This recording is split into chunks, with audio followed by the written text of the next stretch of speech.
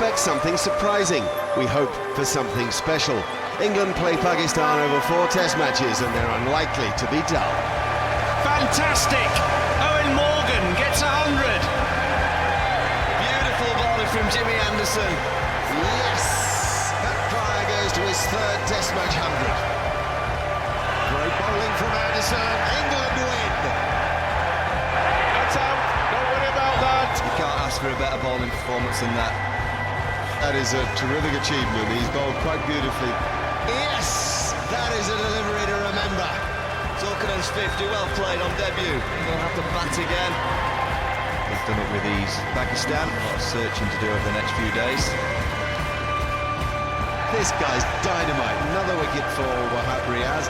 He's a player of such pedigree and with such a point to prove. One of the most outstanding performances you'll ever see. What a different game of cricket this is. What a cricketer Mohammad Amir is.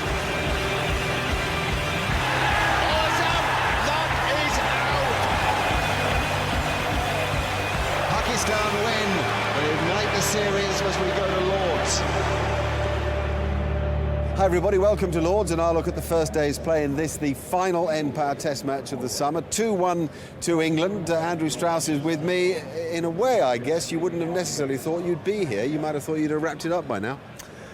Yeah, but that's gone. You know, we lost at the Oval. That was unfortunate. We're still in a great position in this series. It's important to remember that, and we want to, finish our last test of the summer on a high note. So we need to start well today.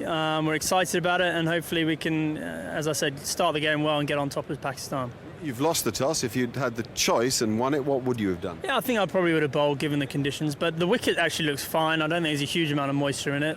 The overhead conditions might allow it to swing a bit, but as is always the case, you get over the new ball. That's the first plan, and if you can get over that, hopefully batting will get a lot easier. Now, let's have a look at Andrew Strauss's side. He's got the luxury of naming an unchanged team for the 4th consecutive Test match. I suppose there will still be some focus on Alistair Cook at the top of the order, though he'll feel so much better after that terrific 100 at the Oval. Strauss himself could do with some runs, as could Kevin Pietersen and Owen Morgan. Pakistan also unchanged. There was talk of Umar Gul being fit and conceivably playing, but they're sticking with the young left-armer Wahab Riaz, who had such a good debut at the Oval. And look at number 4 there, Mohammad Yusuf. What a difference he's made since he returned to Salman Butt's team. Now, here is the Pakistan captain.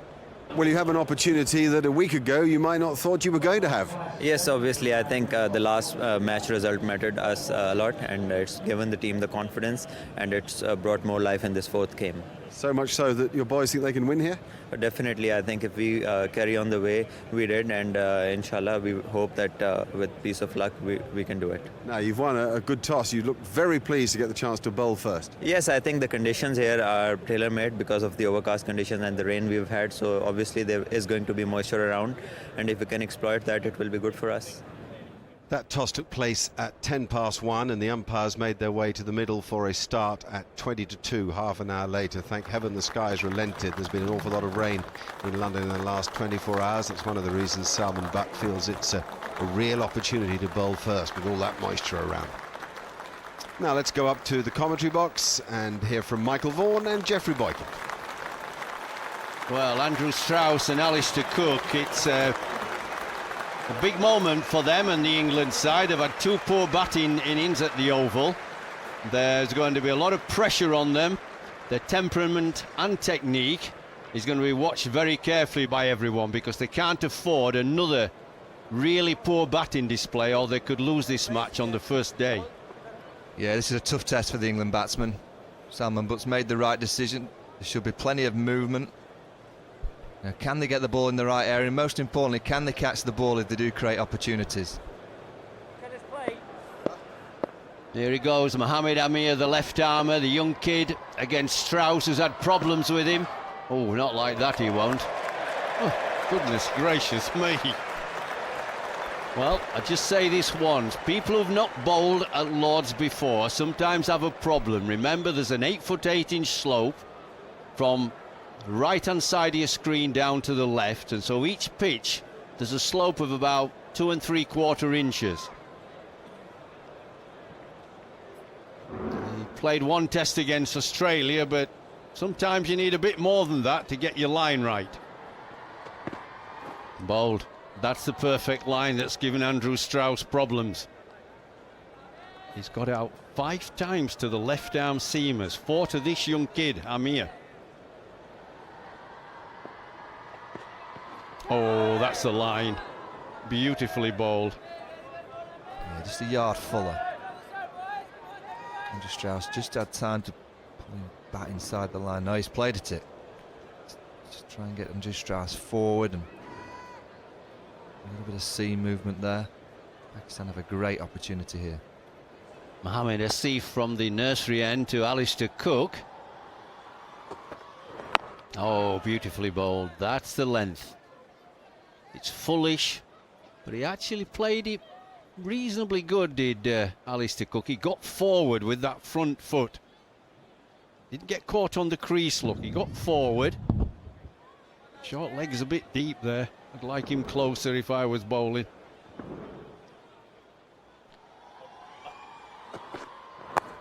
Oh, well bowled. Is that in the pad? Now, I know they're all going up, that doesn't mean anything. He just looked as if it hit the pad. Yeah, it hit his leg, didn't it? Miles too high, look. Just hit the trousers.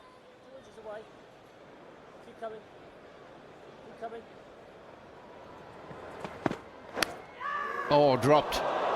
Oh, that wasn't difficult. As slip catchers go, nice catching height to the side. I wouldn't say it was straightforward, but at this level, you got to catch those. Yeah, Umar Akmal and Pakistan have got the conditions. Amir's bowled the ball. He's dropped the ball. Cost them in the first 2 games at Trent Bridge and Edgbaston. Caught well at the Oval. It's a bad start here at Lord's.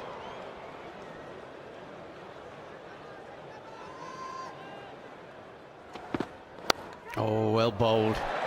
Again, beautifully bowled. No luck, but openers are entitled to those thick edges when they face the new ball.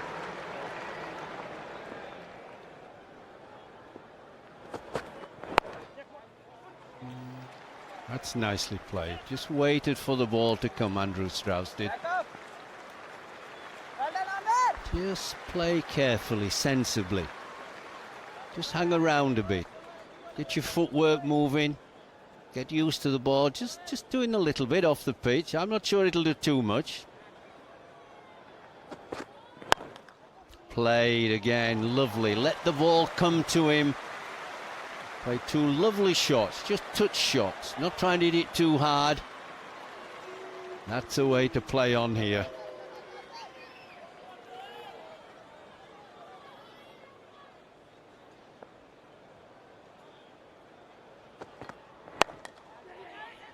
Very good.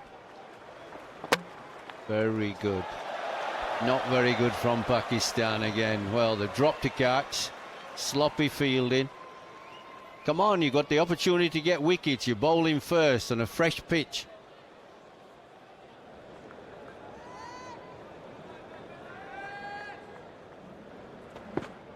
Oh, well bowled, well left.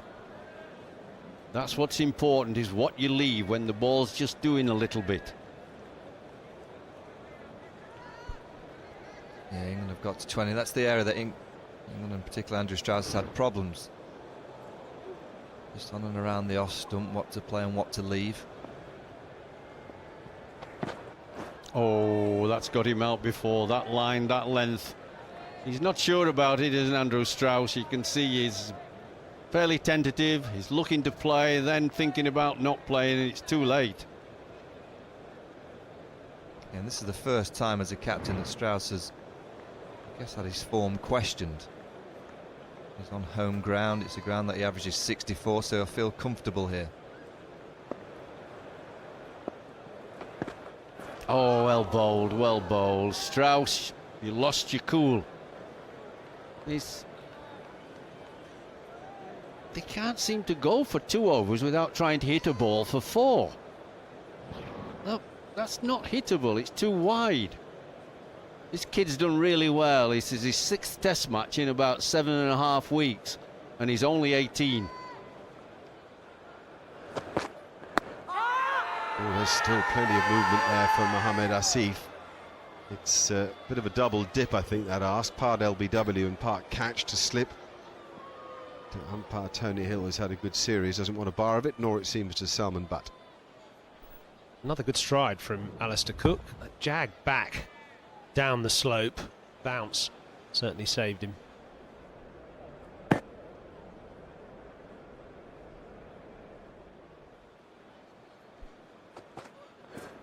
Yes, that is wonderful seam bowling. One in, one out.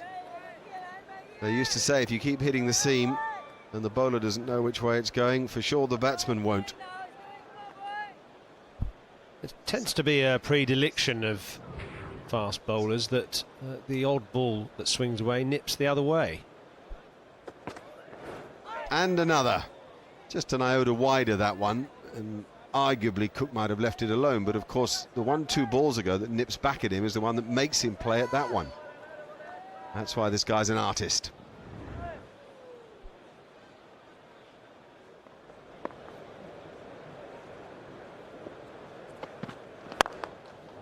Nicely played by Strauss, economical. He kept his bat nice and close to his body, which is important in conditions where the ball moves around, and didn't try to hit it too hard. So you feel at least if the ball does misbehave, you've got some control over yourself.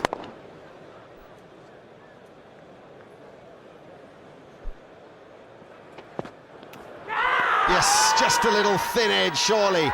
Oh yes, yes, yes, yes, the dreaded crooked finger of Billy Bowden. Now, Alistair Cook is saying to Andrew Strauss, I really don't think I hit that.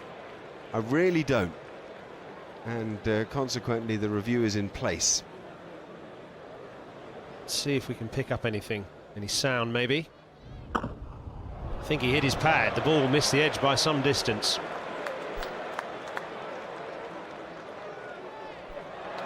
The hotspot does show a tiny mark pad. Top right of that front pad as it goes forward. So there's the gap between the bat and the ball. Will we see anything? It looks to us as if the bat clips the pad on the way through. Remember that the third umpire must see enough to convince him that he can suggest to the umpires in the middle they might change their decision. Looks as if he just clipped his pad strap actually with his bat. And that's what made the noise. It was simultaneous to the ball going past the edge.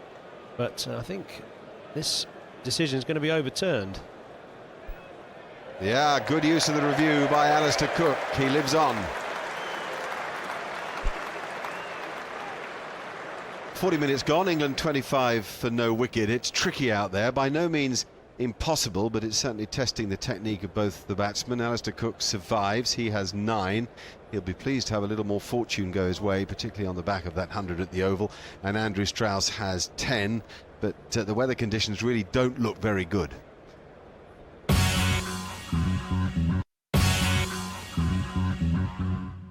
Welcome back to Lords, where Pakistan won the toss, have chosen to bowl first, and at the moment England remain unbeaten. 25 for no wicket, but you can see from that cloud cover that really conditions are favouring bowling, and I don't know quite how much cricket we'll get.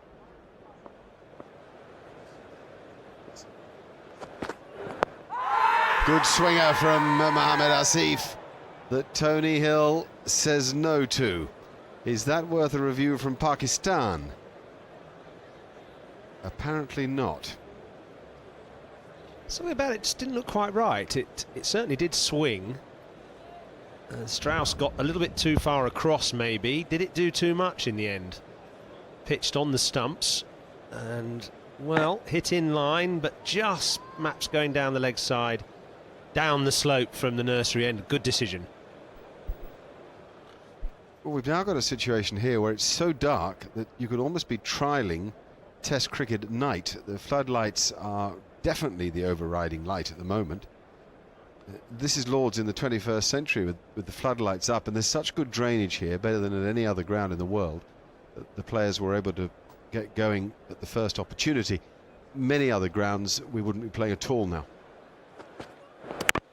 That will do nicely.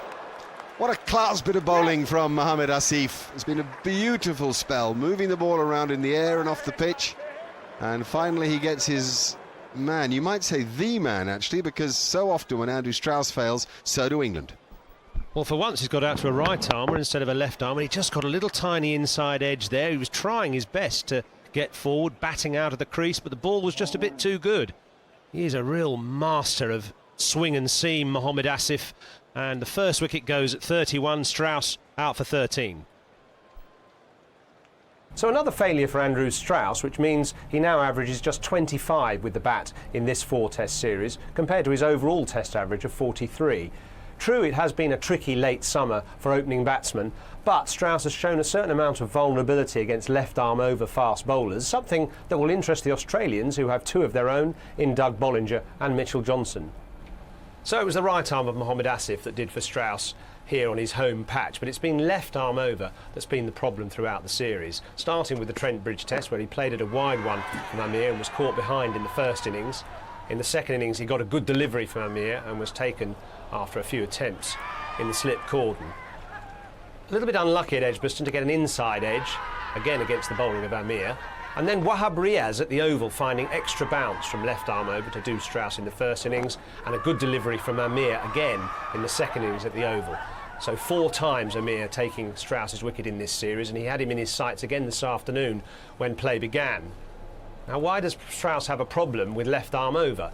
Well, the fact is he's set up to play right arm over generally. You can see his body position angled to try and play the right arm over bowler, and natural width from right arm over is what Strauss likes as well. He likes the ball outside the off stump. He can play his shots through the offside, the cut and the drive, whereas from the angle of left arm over, Mohamed Amir, that kind of angle cramps those type of shots, and also the ball is heading towards the stumps from that angle, and it draws Strauss into playing at balls he might otherwise leave. Here's a good example early in his innings today, just drawn into the shot and then trying to put his bat inside the line a little bit too late and rehearsing the shouldering of arms afterwards. And gradually he's getting the measure of Amir's line in this innings. That's a good lead from just outside the off stump, but you can see his indecision and the high class bowling as well, the quality of the bowling here. Amir, they're angling the ball in, and it's because he comes from wide of the crease that it makes it difficult to leave balls in this sort of line. You can see the ball angling towards the stumps and then swinging away and going down the slope after it pitches, and a slightly indeterminate defensive shot from Strauss. When you've been in against Amir for a few overs, you do get a better sense of his line, and that was a really good leave. But maybe Strauss can't resist still the shot outside the off stump, a little drive at ones that dangle carrot outside the off stump. And you can see his indecision here from this graphic. The blue ones are the ones he's left alone, and the red ones are the ones he's played at from Amir. And you can see an area here just outside the off stump in the corridor where he's indecisive. Some he left alone on that line and some he played at. Against the right arm of Mohamed Asif, a slower pace, he's batting out of his crease, and you can see generally much more comfortable against the right arm of Mohamed Asif, and also a good judge of a single too. So positive batting against the right arm seamer. But just when he thought he'd done all the hard work, Asif produces an absolute peach of a delivery that just winkles between bat and pad to send Strauss on his way. Probably really didn't do an awful lot wrong there. He was, as I say, batting out of his crease, and he tries to get forward. Just a little inside edge is enough to drag the ball onto leg stump. You could be hypercritical and say he was pushing a little bit far away from his pad, but it was an amazing delivery. And there is Strauss walking off, ruefully reflecting on the twin demands of captaining England and opening the batting in these seamer-friendly conditions. Well, sometimes you just have to accept that a delivery has your name on it, but Strauss needs a score in the final innings of this series, both to reassure his team and also to keep the critics at bay. So now Jonathan Trott joins Alistair Cook in the middle.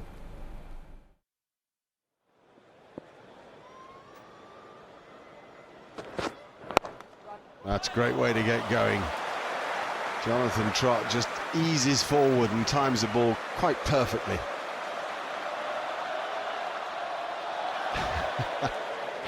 You can't help but have a giggle when Mohamed Yusuf is the man giving chase.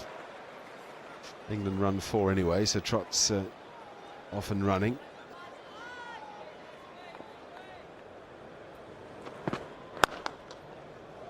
Great shot. Amir getting up there, trying to swing it back into Trott, but he's just played a nice push up the ground. Started very confident in the Jonathan Trott. Two New Zealanders together for the first time as neutrals in a test match. Billy Bowden and Tony Hill came together at 2:45. They decided it was simply too dark out there, a case of the artificial light in the form of the floodlights taking over from the natural light. Frustration for everybody. People scurried under umbrellas. Out came the hover cover, and there was a general sense of depression, not to say frustration for the players as well, all around Lords. That was it for the day. 39-1. Andrew Strauss, the man to have gone. Alistair Cook and Jonathan Trott played quite nicely in those awkward conditions, and Pakistan bowled with intelligence and aggression. None for 18 for Mohammad Amir, none for 4 for Wahab Riaz in that 1 over he bowled. The best of the bunch, Mohammad Asif, 6 overs, 1 maiden, 1 for 7. You see, that sort of line, if you could maintain that, and the length drawing him forward is perfect. Eventually, if you keep it in that corridor of uncertainties, somebody will nick it. But then those people in the slips have got to have better days and catch them. Oh, that is out. Don't worry about that. That is a corker of a delivery. When you see that again, when you draw the batsman forward early on, you have every chance of getting a nick in that corridor. Yeah, this is terrific stuff from Amir. He's just come wider of the crease, angled in and taken it away from Alistair Cook. It's a belter. Simple catch for the keeper, Cameron Atmel. The perfect start for Pakistan. 3rd ball of the day. Well, Cook goes for 10, England 39 for 2. Well, Kevin Peterson walks to the creases. Man in desperate need of a big score. 18 months since that last 100 for England. He gave a very honest opinion yesterday in an interview. Suggests that his confidence levels are an all-time low. He even suggested he wasn't the man that he used to be. He's got to find some kind of rhythm and movement in his feet in the next 30 minutes, because it's going to be a real hard start. Amir and Asif, moving ball at Lords under cloudy conditions. This is going to be tough. Now this is a big moment for both sides. Peterson's first ball.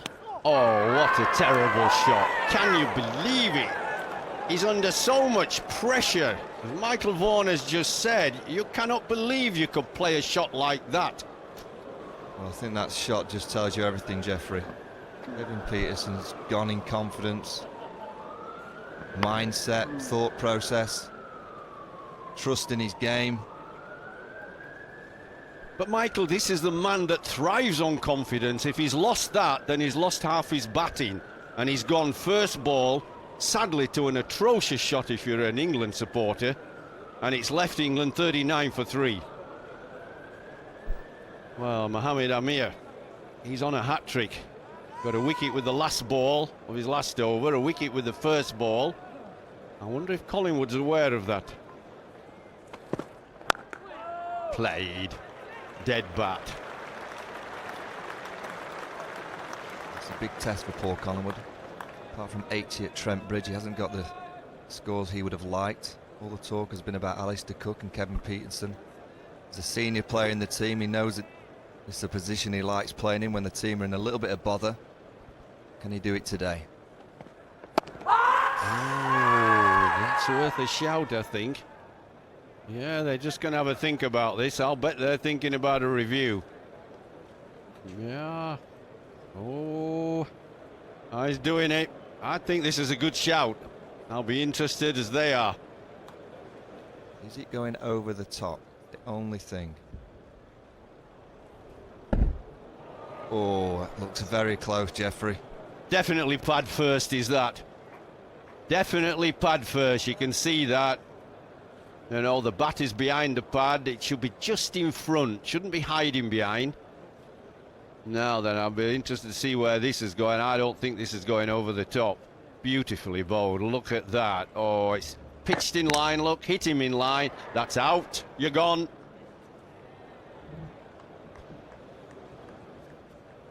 You're gone.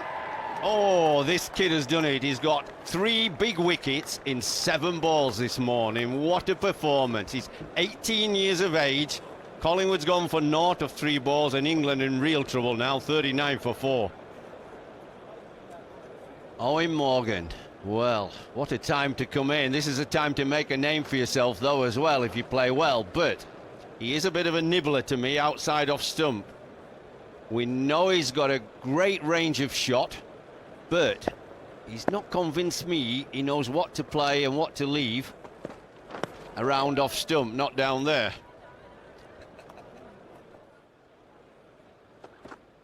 Oh, that's a good shot.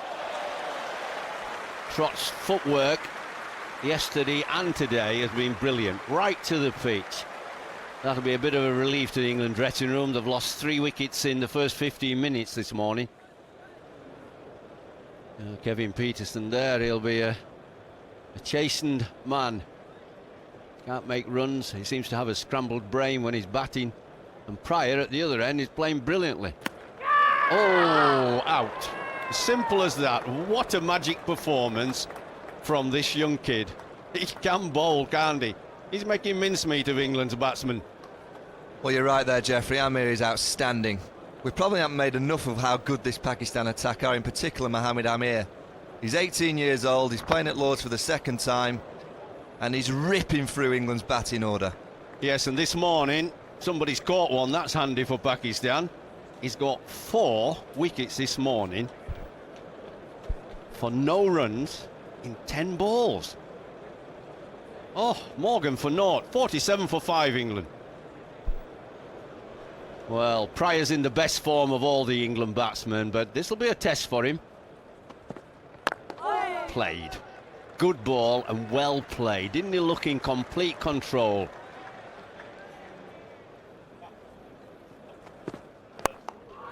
Got him! Good. Is it a good take? Oh, well, now, if a fielder immediately isn't sure, you'd say that there's doubt from the umpire too. Probably the umpires will make a decision themselves. Maybe they'll go to the third umpire here. If it's slowed down, usually we find that it suggests the ball hasn't carried. Umar Amin is the substitute fielder there, who's maybe taken the catch, maybe not, Michael. Well, he went straight to the screen, so you have to think that he's got doubt himself. And as so often happens, it's never conclusive that it's gone straight into the hands. There's always a frame that suggests that it's touched the ground first. Yeah, I'd say that he's probably caught it, which is why he's hurt his finger, actually. If you take it on the half volley, you wouldn't hurt your finger, but there is doubt from the replay. We had the camera angles aren't conclusive. And of course that two-dimensional image is often confusing too, so Matt Pryor will get away with it. Whoa, whoa, whoa. This is a fraught period of play. It's fraught live, and so on highlights it's happening just as fast as you could ever imagine. England's 50 comes up, but there's barely been a convincing moment. Jeez, now that is talking. That ball is near impossible to play. We've only had 5.3 overs this morning. England have lost 4 wickets for 13 runs. When Alistair Cook went, we couldn't have dreamt of what would happen. Peterson, Collingwood, Morgan, all no score. Mohammad Amir, the man who struck to such monumental effect. It's incredible to think there have only been 18 overs of this innings. The score's 52 for 5.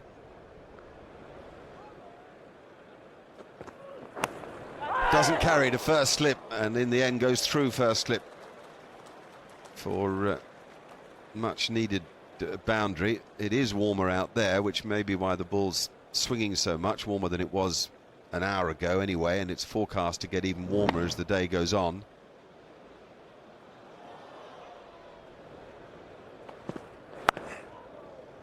Oh, that might go for 4. They may run 4 actually here. It's going to stop just inside the rope. No, just the 3 in the end. But good control again in the stroke from Pryor. In fact, these two are managing to show that you really can bat against this bowling, but you've got to be good.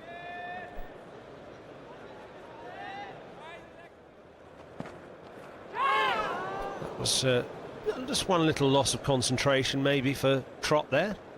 It's demanding business, keeping these bowlers at bay. Oh, beautiful. Wide of the crease. Class. Asif using the crease brilliantly, and therefore the angles are challenging to the batsman, ball after ball.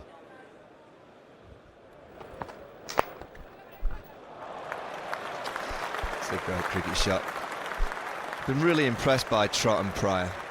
The two England's players who are in form this series, and quite interesting that they'll see this as a challenge.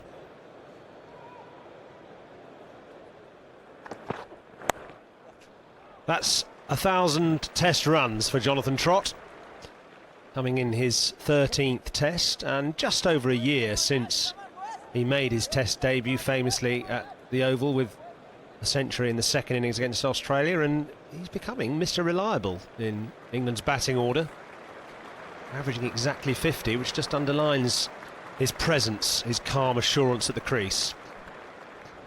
It's the 33rd over, and Sajid Ajmal comes on, the first sign of spin in this innings. England 85 for 5. Played. Waited quite late. Bit of a Mohammad Yusuf type shot, and it's he in pursuit of it too. Just manages to keep it in play, or did he? Just left his foot behind the line there as he picked the ball up.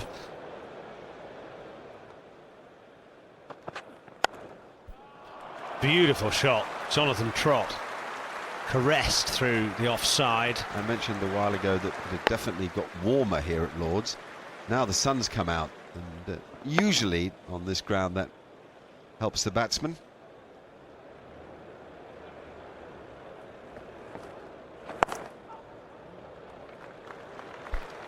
Neat from Pryor, and a 50 partnership by Trott and Pryor.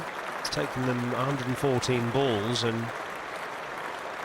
it's probably as hard a work as they've ever had, I should think, as a pair.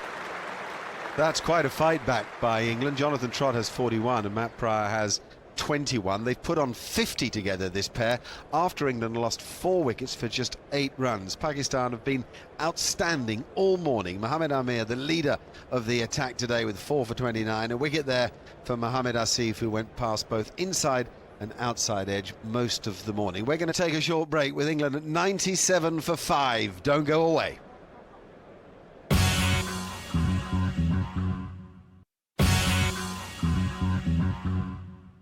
Welcome back to Lord's, where that scoreboard tells the story of the day so far. England in real trouble at 97 for 5, though Jonathan Trott and Matt Pryor have put together an excellent partnership of 50. The story, though, is of Pakistan's seaman swing. They've been top class this morning, and they may well be top class again this afternoon.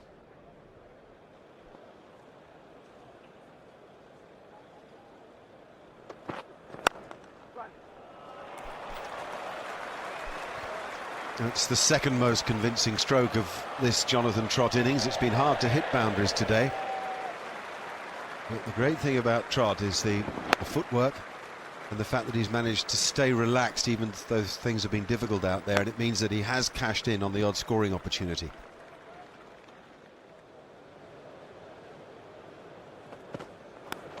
That's out. Good catch by Kamran Akmal, low to his right side. Mohammad Amir has another one as he kisses the turf. It means a 5-wicket haul for the 18-year-old. Yeah, brilliant stuff, and not only that, it's his 50th wicket in Test match cricket. The youngest ever to achieve that target. He really is impressive. It's just a little bit of a fiddle around. Yeah, Pryor won't be happy with that. Easy catch for Kamran Akmal. Just look at those scenes. He goes onto the honours board in the visitors' dressing room. And Matt Pryor back to his own dressing room. England 102 for 6. Now Graham Swan, the natural stroke maker, with a mighty task ahead of him in these conditions. Got him! What a good catch! 6 for Mohammad Amir. Well, good catch from Azhar Ali. It's a loose drive from Graham Swan. In these conditions, the ball has to be right under your nose to play the drive. It's a length delivery, 6 for Mohammad Amir. It's his career best. 2 in 3 balls. Wow. Utter disarray for England. Nothing for Graham Swan. England now 102 for 7.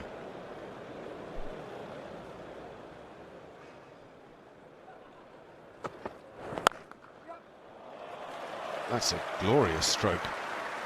We haven't really seen anybody play in such a relaxed fashion. We've seen a couple of good punches from Trott and Pryor.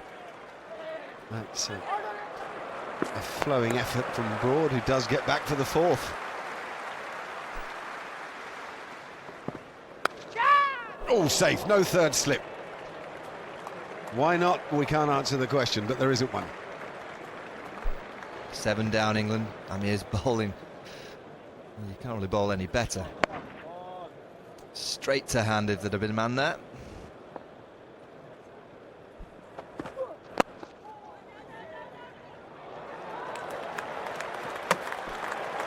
Very good run. It's also 50 for Jonathan Trott, which in the great scheme of things is quite a performance because the total's only 112. Well, it's as good as I've seen Jonathan Trott play.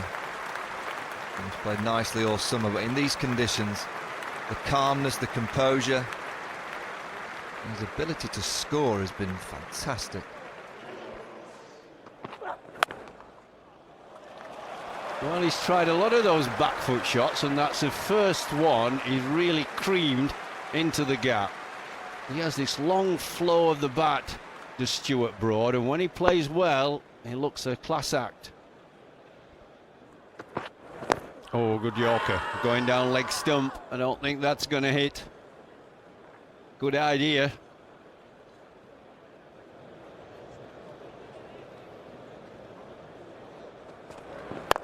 Oh, it's all right. It's safe. It's short. He's got to keep playing shots, says Stuart Broad, but sensibly. Well, you can see how dark it's got just the last few minutes, and the lights coming on.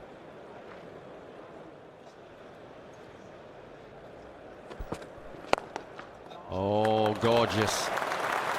Definitely went down the slope or to leg and middle, but Trott's put that away neatly.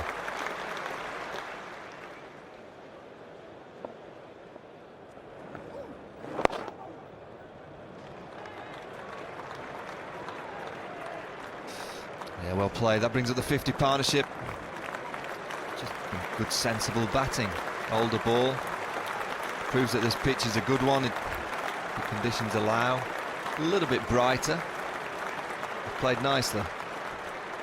You give enormous credit to the way that Stuart Broad has responded to Jonathan Trott's example. And really, with measured batting, nothing more than that. England at least staying alive in the game. That's a poor ball. You don't have to be on 60 odd to put that away. It's a poor ball, a freebie for Jonathan Trott to smash to the boundary.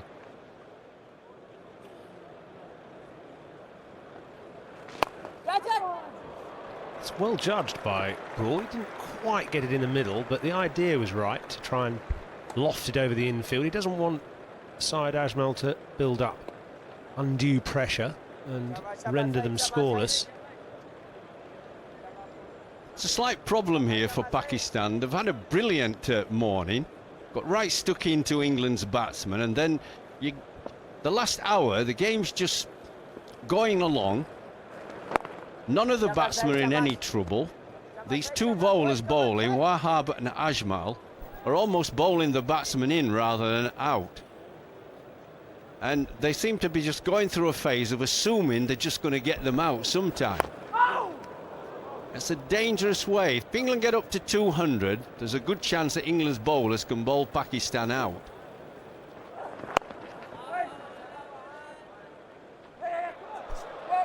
Oh, a bit of a mix-up between the running there, in fact, after the misfield. But that, again, is just well, it's in fact a literal example of Pakistan just taking their eye off the ball.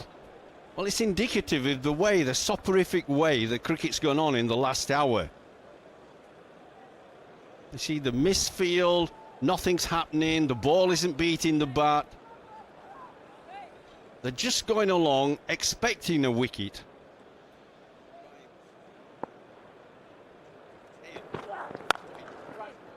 Well played, very, very well played. That wasn't perhaps a complete half volley, but Jonathan Trott was lent into it, and the man at mid-off had been moved a little bit wider. That's a good example of manipulating the field with the minimum of fuss. 4 hours at the crease now for Jonathan Trott. The degree of difficulty may be just about to be cranked up again, though, with the reintroduction of Mohamed Amir. He hasn't bowled for an hour and 20 minutes or so, but only 4 overs in the afternoon session for their main strike force.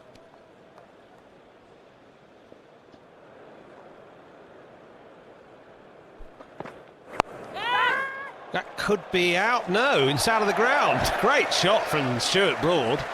Good bouncer from Mohamed Amir. Just a surprise bouncer with just an over to go before tea, perhaps trying to startle Stuart Broad into a flinch, but he's pulled it over square leg for 6. Well, it's a very good stroke. It's almost a short-arm jab. You see, you've got to get it up much higher to a tall man like Broad. It only gets up about chest high. To a smaller man, that would have been more difficult. Well, as the players leave the field for tea, there are parallels in that scoreboard with the one that we saw as the players left the field for lunch. England lost 2 wickets for 5 runs and then recovered thanks to Jonathan Trott and Stuart Broad, who have now put on 83 between them. An awful lot of cricket left today, so England can still get themselves back into this match if that pair hang on in there.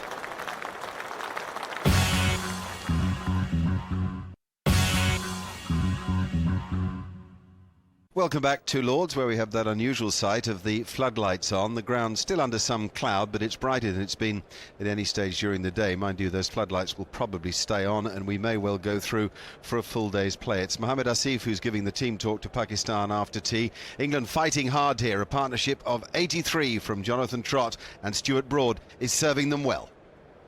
Well worth having a look at our website, 5.tv/cricket, where you get all sorts of things, not least, incidentally, Geoffrey Boycott's views on Kevin Peterson at present and a suggestion that he might benefit from a bit of county cricket in the not-too-distant future. You can also look at our shows for a whole week after they've gone to air. So, if you didn't see the last day at the Oval, for example, you still can.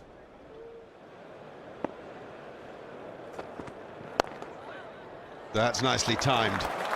What a good stroke. Testimony to so much of what Trott has done in the innings.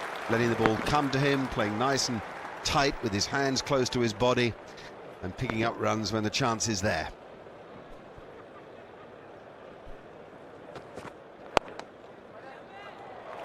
And more exquisite timing. And actually an awful lot of power. He's a strong guy, is Jonathan Trott.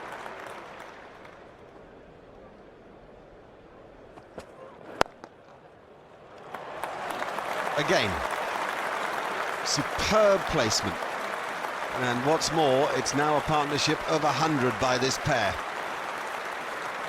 They've doubled the score together, they've lifted the spirit of the crowd, and the sun's come out.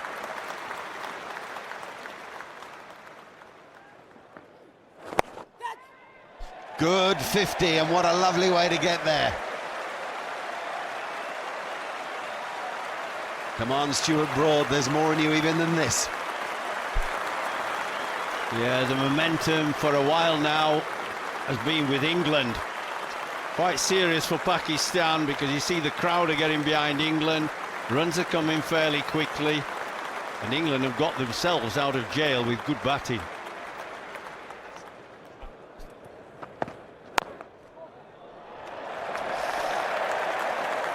It's streaky, is it? Gonna go no. 3 will do. Jonathan Trott moves on to 99.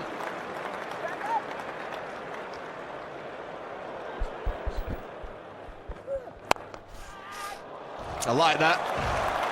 I like that, Stuart Broad. Only 6 overs to go before that second new ball. I don't mind him trying to use up those overs and score some runs positive. I like that approach. Jonathan Trott on 99. Double 100 against Bangladesh early in the summer. There it is! There it is, he gets there with a 5. Get the ink ready. Jonathan Trott, you're on the honours board again. And I think this is a special innings. Forget the double 100 against Bangladesh. He's had to bat in terrible batting conditions here at Lords in this game against a very good Pakistan attack, and he's got England out of a big hole. Absolutely. 104 of 195 balls.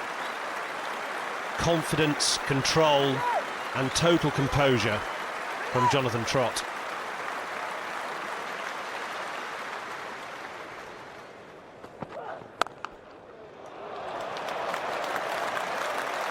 He's cashed in well on the back foot. For someone who's looking to get forward and takes a good stride forward when he drives the ball, he actually stands, gets up on his tiptoes and stands well to hit it on the back foot.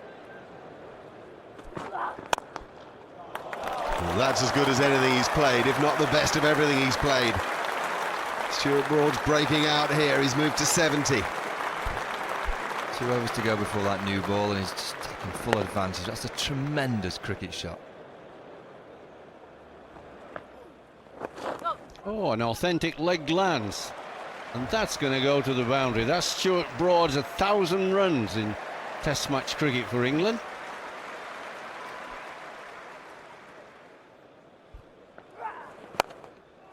Oh, my goodness me. He's really clouted that. Well, that's his highest Test match score. 76 before. He's playing out of his skin. Well, he's always had the talent. He's certainly showing he's got the temperament here. What a huge thing for England if number 9 can bat like this. Well, 1 over with the old ball, then eventually Salman Butt, the Pakistan captain, has got to turn to the new ball. And he's got to turn to his best 2 bowlers, Asif and Amir, because 251 for 7 is a huge total by England from where they were earlier on. Oh. 150 partnership there. But England just got to carry on. Don't throw your wicket away. Don't stop playing shots. Everything's going for these 2 batsmen. So just carry on the same way. Don't change.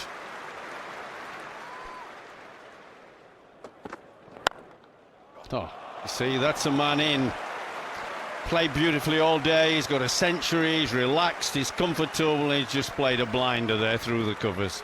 And it's a very good test of Pakistan, this, and of their captain Salman Butt, because he's got to remind the bowlers that this is a new ball and a chance for them to dominate. So they've got to keep their spirits up. Their shoulders have got to be strong. They've got to believe in themselves and do the simple things with the ball they did this morning that made them successful. Straight through the gap. No 3rd slip in place. Kind of understandable, I guess, with the partnership growing to 174. Stuart Broad on 90. I always worry a little bit about tail enders in the 90s because it's obviously not a place they're there that often. Just play exactly the same way. That's going to be Stuart Broad's highest score in any form of cricket. Goes on to 93, beating his 91 for Leicestershire against Derbyshire. Nerves are jangling. 97. Oh, that was a nice little gimme, and there's a quick single there, so 98 now to Broad.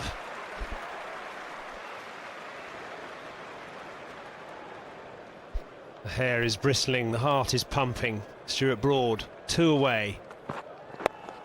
And chipped into the leg side, and Stuart Broad has joined the 100 club. Just stopped inside the ropes, and the celebrations are obvious. Fantastic achievement, sensational for the Broad family. Chris Broad, his father, didn't actually make 100 at Lord's. What a place to get your first Test century. What does it feel like, Michael Vaughan? Well, this is special.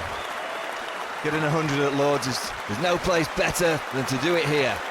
You'd want this applause to go on forever and ever. I remember getting my first, I ran towards the nursery end and kind of wanted to just keep running and take the applause. There's one thing that will stay forever: Stuart Broad's name on the honours board.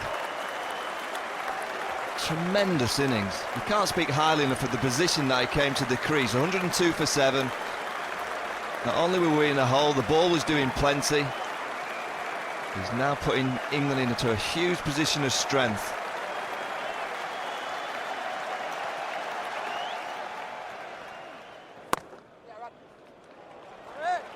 Nicely played by Trott, who's still in the zone.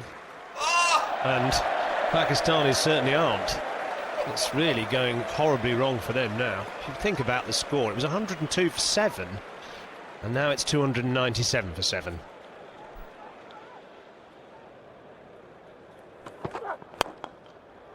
Oh, what a shot that is. Goodness me. Chris Broad, his father, would have been proud of that, and he was an opening batsman. And it brings up the 200 partnership. Well, it's the sort of ball you dream of. You're relaxed, full of confidence, exhilarated by getting 100 at the magic place that Lord's is. It's been a fine innings. I said when I first saw him play Test match cricket, he had the ability to make 100 or 2 for England, lots of 50s. He's had a dip in form this last 12 months, but you've seen today the stroke play.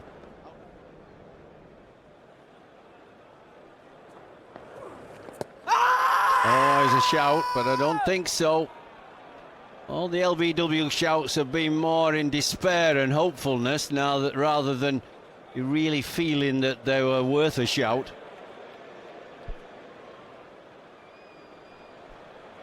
The impact is outside the line. As long as the batsman has played a stroke, he shouldn't be given out. It's missing the stumps anyway. The review's no good to Pakistan. Broad lives on.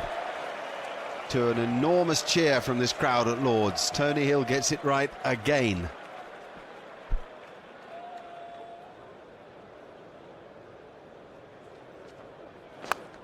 Oh, chance, difficult, very difficult.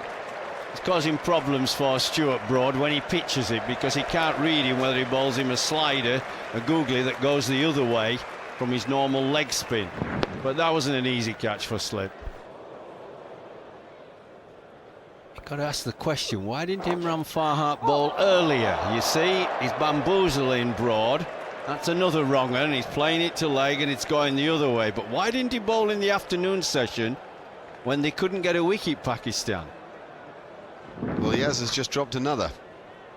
2 in 2 balls.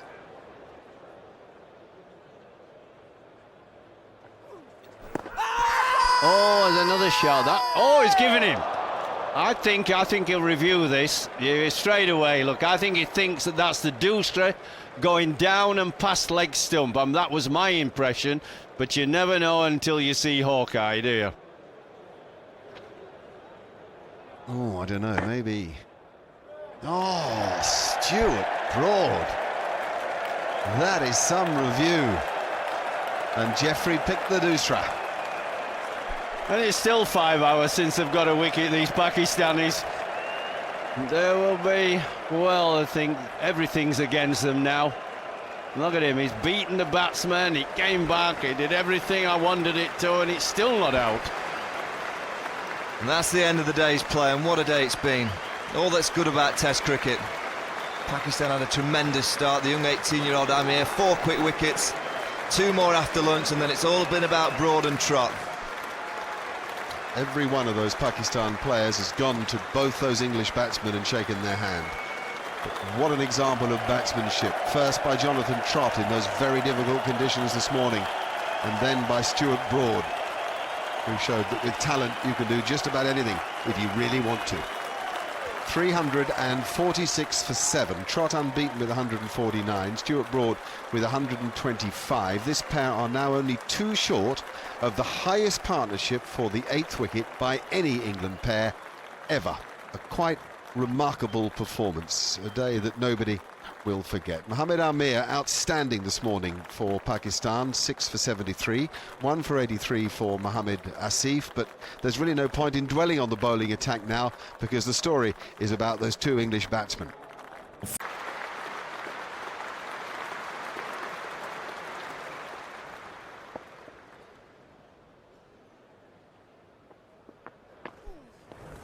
Oh, there's a good way to start the day. Just the 4th ball that's bowled, and Syed Ajmal getting spin, yes, but extra bounce that will excite him. I guess it's important that this pair continue where they left off. I don't think that a score of 340 odd secures England at all, so it needs sensible batting for an hour this morning.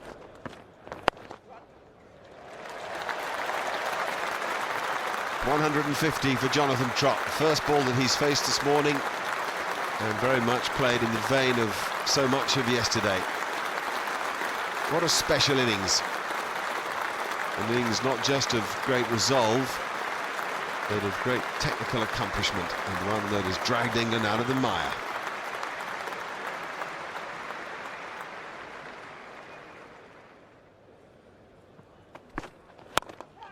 As easy as anything else achieved in this partnership. That single changes the history books, because the highest ever 8th wicket partnership for England now belongs to Stuart Broad and Jonathan Trott. They've gone one better than Les Ames and Gubby Allen way back in 1931 on this very ground.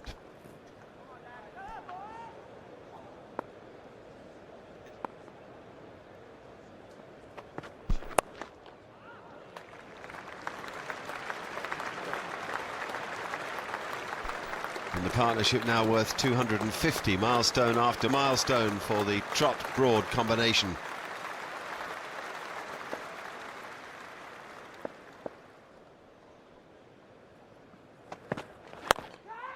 Four. Wide of the man who's at sort of 5th slip, and enormous frustration this morning already for Pakistan as England press on. Stuart Broad talked last night about how he came out with a positive intent when he first took guard yesterday, and that's a good example of how he played.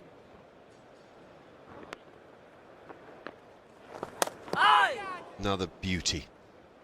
A little quicker from Ajmal, which isn't a bad thing on this surface. And it really does go. In fact, so much so that Graham Swan, who's watching, might be well encouraged. And he's hit it. Look at that. No one else seemed to pick it up. A drop catch. Oh, they need to be taken, Cameron.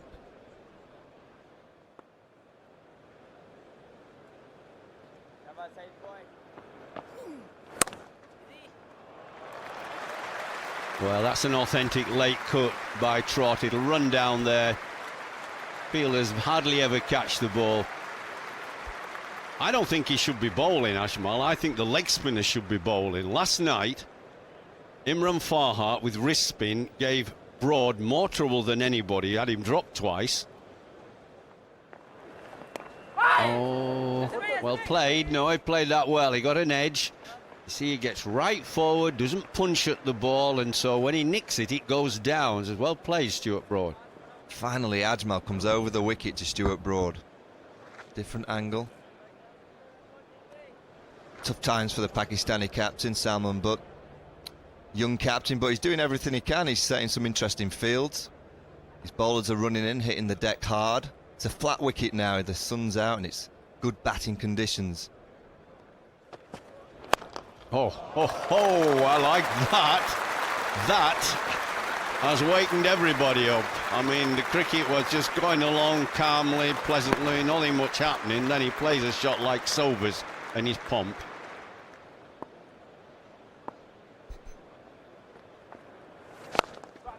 Shot. Now there is a classic shot by Trott. Just ease that slightly inside out. Oh, gorgeous.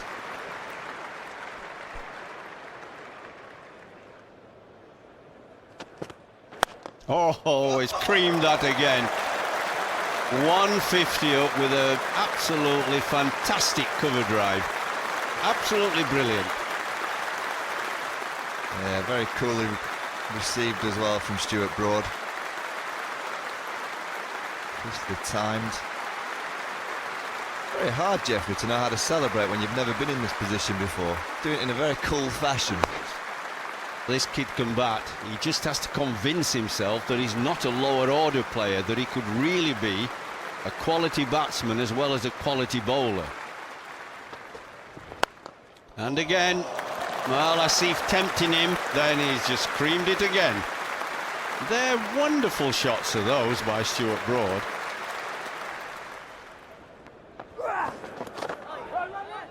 That's probably going to be leg byes, and another record. This time, well, another milestone. 300 partnership comes up, and it's only the 12th time that two England batsmen have put together a 300-run partnership. and it's 4 and a bit years since the last one, which was Collingwood and Peterson in Adelaide. Amazing, it's almost 6 hours since Pakistan have taken a wicket. And I think the other important thing to add is what a job it's doing on the game. I mean, effectively, this is winning the series for England.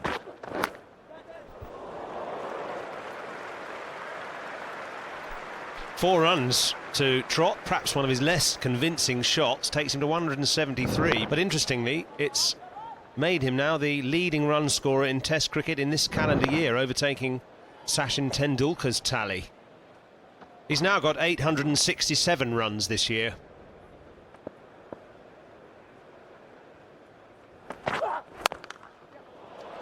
Yes, that is it. That is it. A world record. Can you believe it? Stuart Broad and Jonathan Trott. What an achievement here at Lord's. That is the highest partnership for the 8th wicket in the history of the game. It beats Wasim Akram and Saqlain Mushtaq, who put on 313 together for Pakistan, and they've done it beneath the sunshine here from a position of hopelessness. Let's face it, I think that's how we all viewed it. And they've now given England a position of dominance. There have been almost 2,000 Test matches played since the first in 1877, and that wonderful stroke from Stuart Broad has surpassed anything that's been achieved by any 8th wicket partnership previously.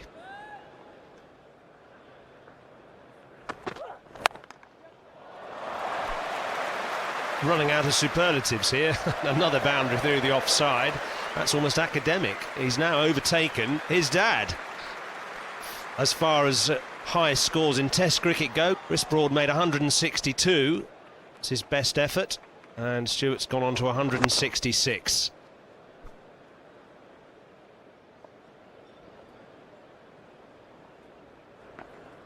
Oh, I think that's worth a shout. The umpire says no, but that looked too full to be sweeping, too much close to the pad. And now if it turned a little bit, I think he's got a problem here. They've got one review left. Now, they're not finding any way to get them out, so they might as well use it. Pakistan have reviewed it. They have one left. Not a no ball, so we can move on. Has Stuart Broad got an inside edge? I don't think so. I think it's missed the bat, missed the glove. Ah, this is interesting. It's hit him over 2.5 metres down the pitch, but it doesn't matter. So he's going on to hit the stumps flush. That's going to be given out. Billy Bowden's decision will be overturned. Stuart Broad will be on the way back to the pavilion. There we go, he'll have to go. Stuart Broad's innings will come to an end, and what an innings it's been. A partnership of 332, and just look at this ovation. What a feeling that is. I've seen some ovations in the last 24 hours, but this is right up there. Broad goes for 169. 4-3-4 for 8 England.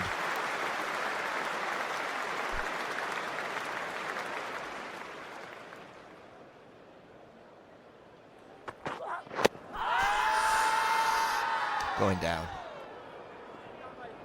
Not straight enough. He's gone for the Yorker. Still have one review left, Pakistan. He has reviewed it, Salman Butt. You can see the ball swing there, it swings.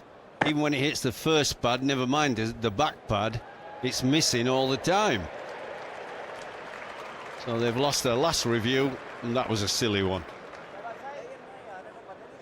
That is a lunchtime scoreboard on the 3rd day that England supporters could barely have dreamt about. England are 445 for 8 now, with Jonathan Trott unbeaten on 183, and James Anderson has played quite nicely actually for that 6. But it's the last man, that score of 169 by Stuart Broad, that will attract so much attention. Their partnership of 332 was the 7th highest partnership by England for any wicket against any country ever.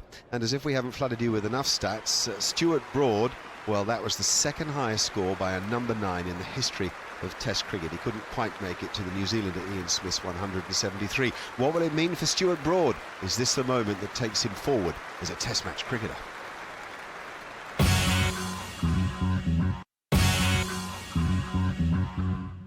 Welcome back to Lords, where there is still some blue sky, but also a bit of cloud cover rolling in that could just help England's bowlers later this afternoon. The score 445 for 8. Jonathan Trott has 183, and James Anderson, who's on strike, has 6.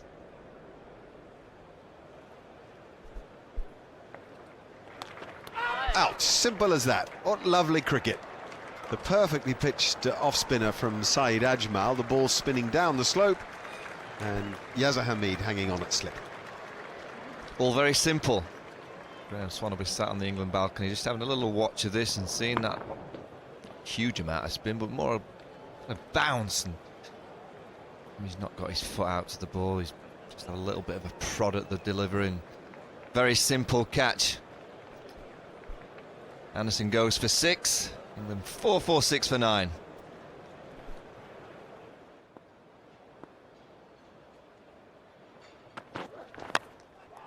Oh, and that's out, caught at the wicket.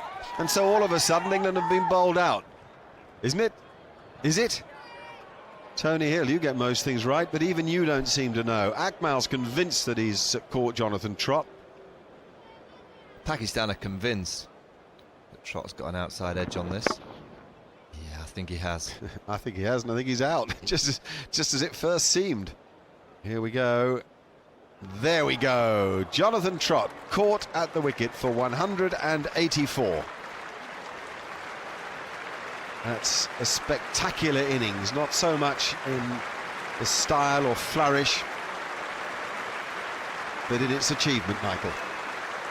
Yeah, and this morning Stuart Broad took a lot of the headlines. Well, it was down to this man. Jonathan Trott was the real backbone of this innings. He was the reason why we got anywhere near a total. He had to bat in the conditions when they were at the hardest. The best he's played for England. A tremendous innings. He leaves to the second standing ovation of the day. It's every bit as warm as the first one. There's a glow around Lords that few players are lucky enough to experience at any time in their career.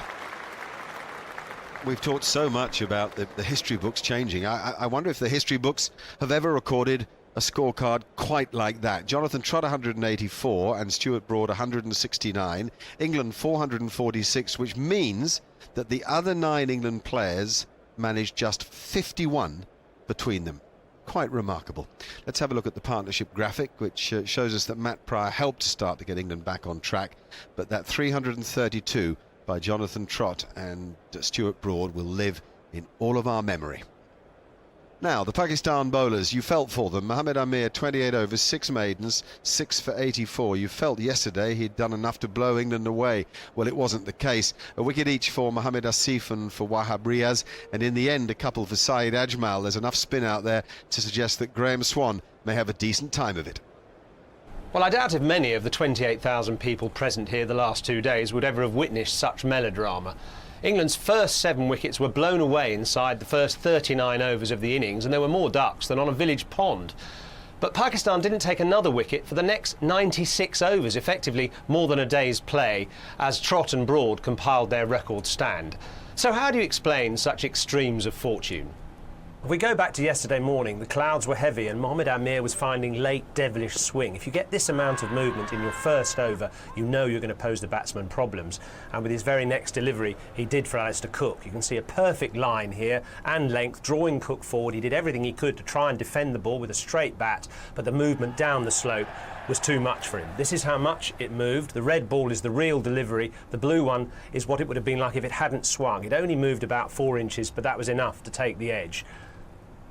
Paul Collingwood suffered the same fate. The late in-swing to the right-hander, trapping him LBW, and so too Owen Morgan, doing as much as he could to defend that, but it was the late movement down the slope that took his edge. How was Jonathan Trott going to survive that? Well, the first objective was to avoid Mohammad Amir, and he didn't face him for 40 minutes play. Notice less swing by this stage, and he was able to pick balls off the stumps down to square leg. In fact, the main threat at that point was Mohammad Asif, but with the resolute block here and the old-fashioned squirt through the gully, Trott repelled him. No one could sway him from his 9.5 hours of concentration and accumulation. And what he did to Stuart Broad was he said to him, be determined, but also have positive intent. With his 4th ball, Broad opened his account with that nice stroke through the offside. The great thing about Stuart Broad is he has a very orthodox method. You can see a straight bat standing quite still at the crease, watching it right onto the blade. He has good balance and timing and a sort of uncomplicated approach to anything outside the off stump. A nice, simple method, watching the ball carefully, and with skill and enterprise, it was he and Trott who stole the initiative and turned the innings on its head. Well, what a remarkable batting recovery by England, converting a possible losing situation into a potential winning one. Now can Broad and the rest of the attack capitalise with the ball? It's quite simple, isn't it? Lovely ball from Stuart Broad, right in that corridor of uncertainty, just offered to go down the slope at Lord's, and a simple catch. You say corridor of uncertainty. Nothing was more certain than that after the morning he's had with the bat, Stuart Broad was going to do something with the ball. And he just had to put it down there somewhere near, and Graham Swan did the rest at second slip. Lovely delivery from Broad to get rid of Yazir Hamid. And what a start for England. 9 for 1 Pakistan.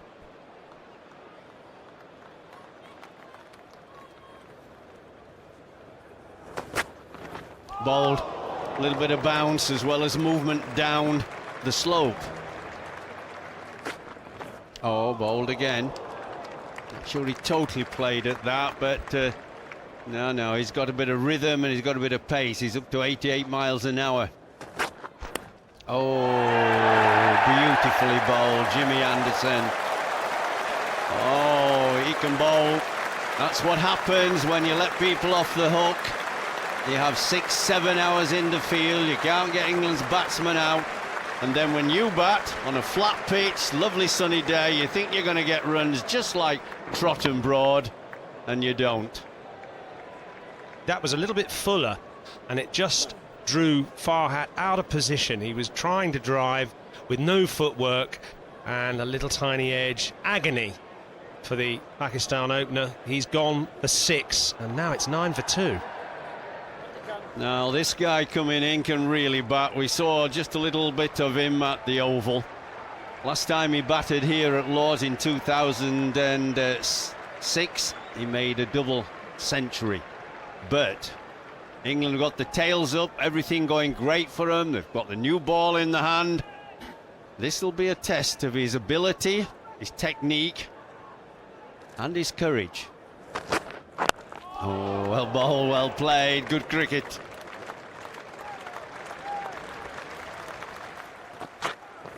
Oh, well bowled, well bowled. Just got his feet wrong, a little inside edge. This is when you've got to get him early. That's out. Don't worry about that. He won't get in with that. That's a full-length delivery by Broad. Remember, he was done at the Oval second innings by a full Yorker, and they've done it again. Fantastic execution, and in fact it was an absolute beauty because it just went down the slope a touch as well. Too good for even a master batsman like Yusuf, and that's a huge wicket for England because he would have been the anchor, he would have been the man that would have seen Pakistan probably towards the follow-on figure, and he's gone for a duck. Incredible bowling by Broad.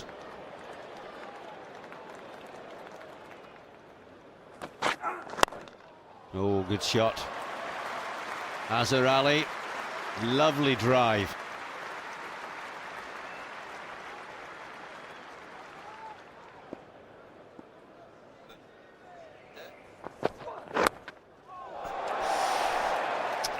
Just short. Stephen Finn will feel right at home here. It's his home ground and he's got lots of confidence, lots of wickets for Middlesex.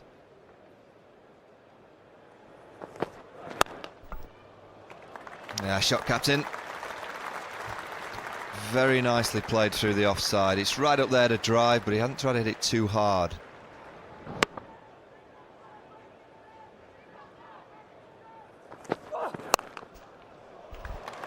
That's a better shot. Very convincing. Just dropping short. Swan dons the sunglasses for his first over, 44 for 3 in the 19th over of the innings. He invariably gets a wicket with it, especially against left-handers, and what a delivery that is to start with as well. Well, that's going to give both the England fielders and Swan himself lots of excitement and expectancy. Look how it turns from straight. In fact, he was unlucky, he didn't clean bowl him. Oh, and again, goodness me, that's more spin than Syed Ajmal got in the entire innings.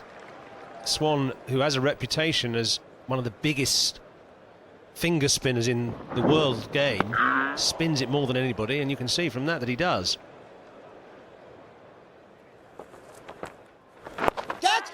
What is that? Oh, it's just fallen short. It's all happening in Swan's first over, everything but a wicket. He's trying to turn it to leg, it just goes straight on, really. That old scoreboard tells a grim story for Pakistan at tea. That was tough cricket going into the break. We had 6 overs where just 2 runs were scored, as Salman Butt, who has 26, and Azhar Ali, who has 10, fought hard against England. But the difference, 400. Look at that, trailing by 400. And still 45 overs left today. It'll be tough work for Pakistan after the break.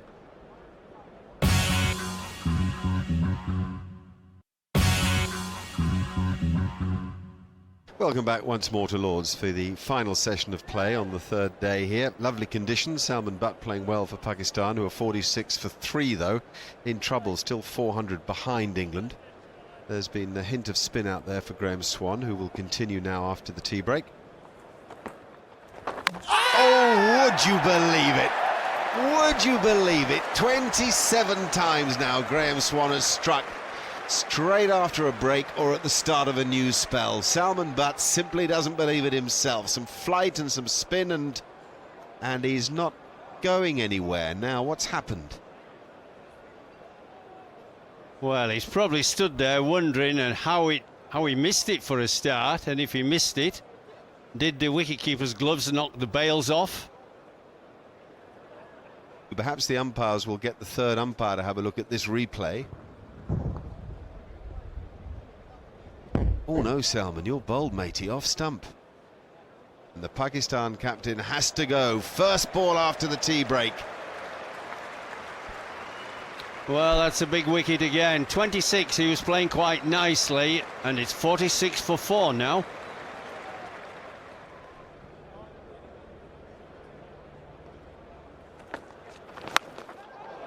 There's a biggie, a real biggie. That is a huge boundary down there. And even though I didn't quite go for 6, well, what's the way to describe it? Umar Akmal sort of threw himself at it. Oh, that's out. Don't worry about it. That's out. It's simple as that. If you can't play the turning ball defensively with 3 or 4 men round the bat, then you have to attack. Well, the problem for Pakistan is that there's pace in the pitch and there's a bit of bounce. We saw it when Syed Ajmal bowled earlier. Now we're seeing it with Graham Swan, who actually gets more revolutions on it than Ajmal. Terrific stuff from Swan. Azhar goes for 10, it's 53 for 5.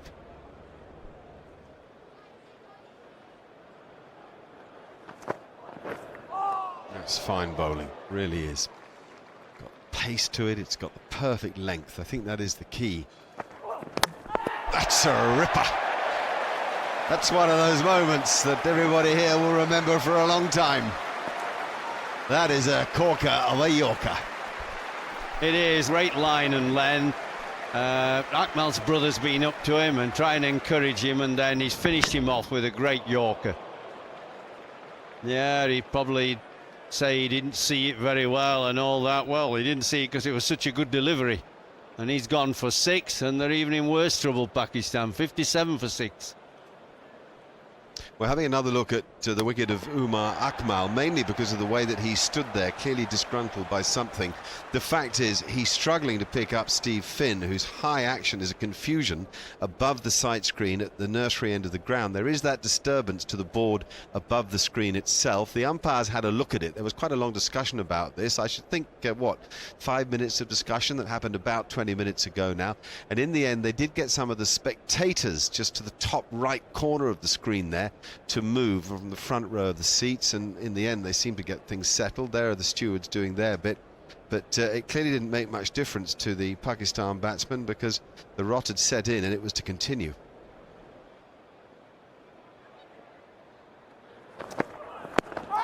Oh, LBW. LBW. Whoa, I wonder if England will review this, because that has not pitched outside leg stump because it's a full toss. Yeah, they've reviewed it.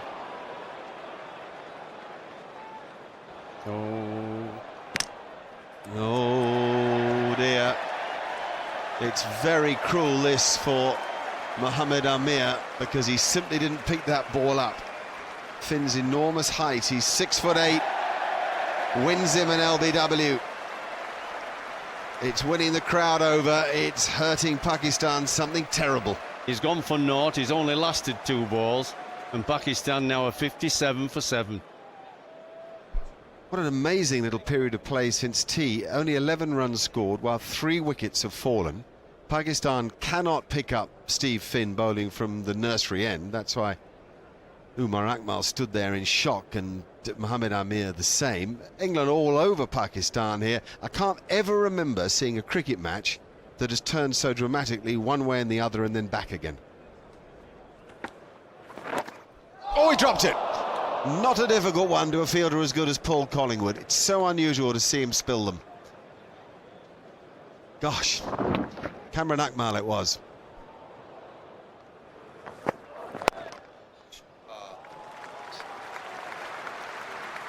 Oh, that's a good answer to the full ball. Went straight back from where it came from, down the ground.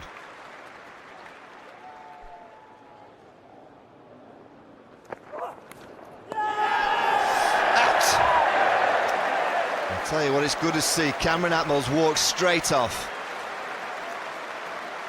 Didn't even wait for Tony Hill to put his finger up. It's good to see. Really good bowling by Finn, just dragging his length back a little bit there, causing the batsman just to push forward and reach for the ball. Maybe a little bit of late old ball swing there, just down the slope. And interesting, their 8th wicket stand, Pakistan just 13. England's was 332. That's the difference between the teams. 70 for 8, Pakistan.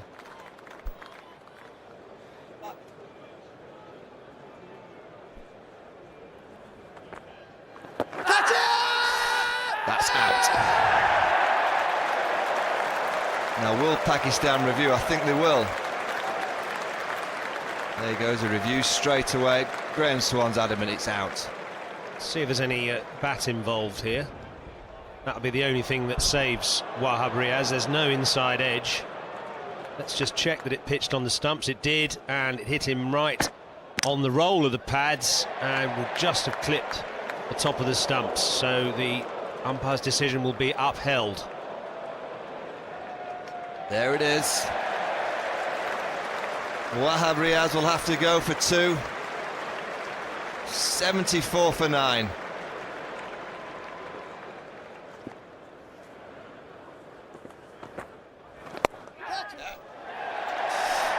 Well, there we go.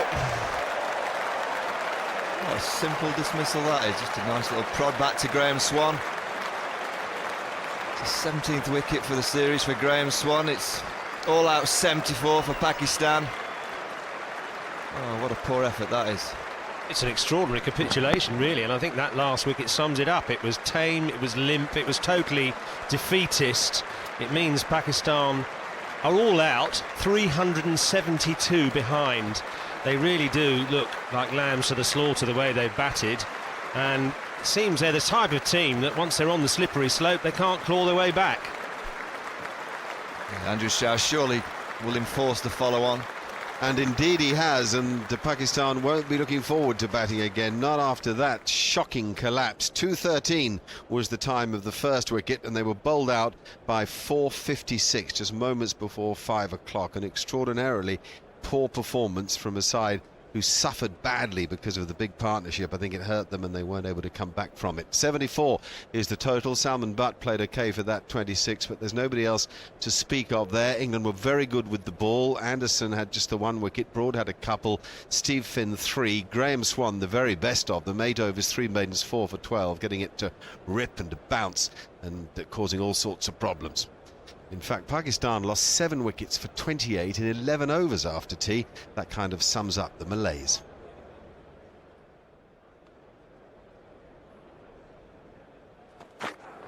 Oh, what sort of shot is that? Well, that just gives you an idea of how mentally shot the young Pakistani batsmen are.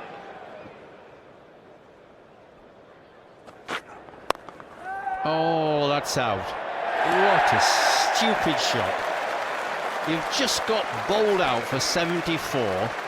You're looking for people with grit and determination and mental courage to stick in, show some fight, and Imran Farhat tries to pull the new ball. It's not that he doesn't have talent, but he finds it very hard to adapt to that new ball. He's gone for 5, it's 7 for 1.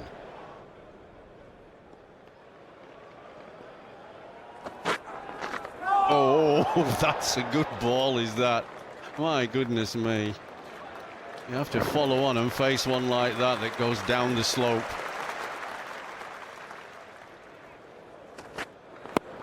Big shout, it's close.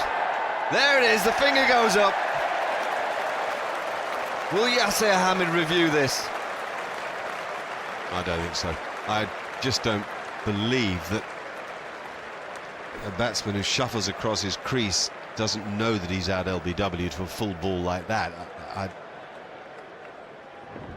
Oh dear. Whichever way we look at it, whatever bit of technology we use, that is out LBW. Yasir Hamid has to go. This pain, and that's what it is, this real pain for Pakistan continues. He goes for 3, 9 for 2 in their second innings following on now. Mohammad Yusuf to the crease. And the dreaded pair at Lords. You only got a 0 only 3 or 4 hours ago. Facing Jimmy Anderson on the top of his game. Oh, that's hit him hard. Sharp bounce from Jimmy Anderson off a good length.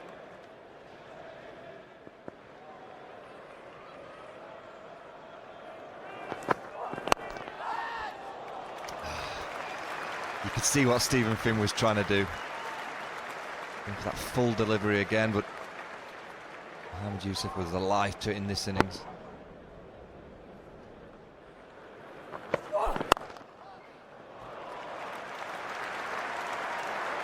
Crisp. Again, it's full from Finn. I like that. I like the way he's trying to bring the batsman forward, but it's just the answer from Salman. But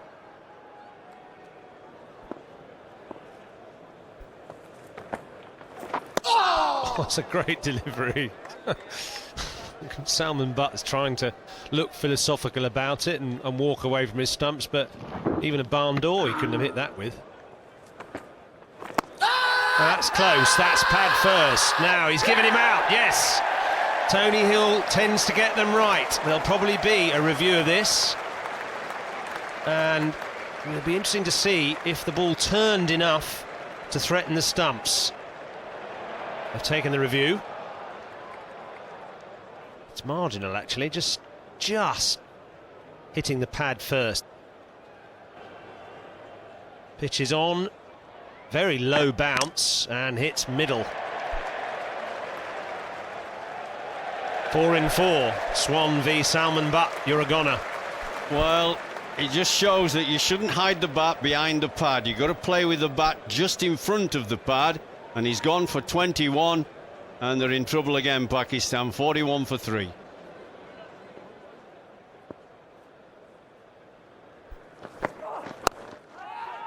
That could be out. Yusuf's out. Gone. Caught deep square leg off Stephen Finn. The light fading a little bit, but it looked as if the batsman picked it up okay, and he's out twice in a day for just 10 runs. A big star of the Pakistan batting order. If you just watch this, he just hits it up in there, just helps it round. He doesn't really hit it. Picks the man out. Nice catch by Trott. England jubilant, but it's Yusuf. He just stood there. Oh, mortified, in fact. Well, he's made 10, and they're 41 for 4, Pakistan.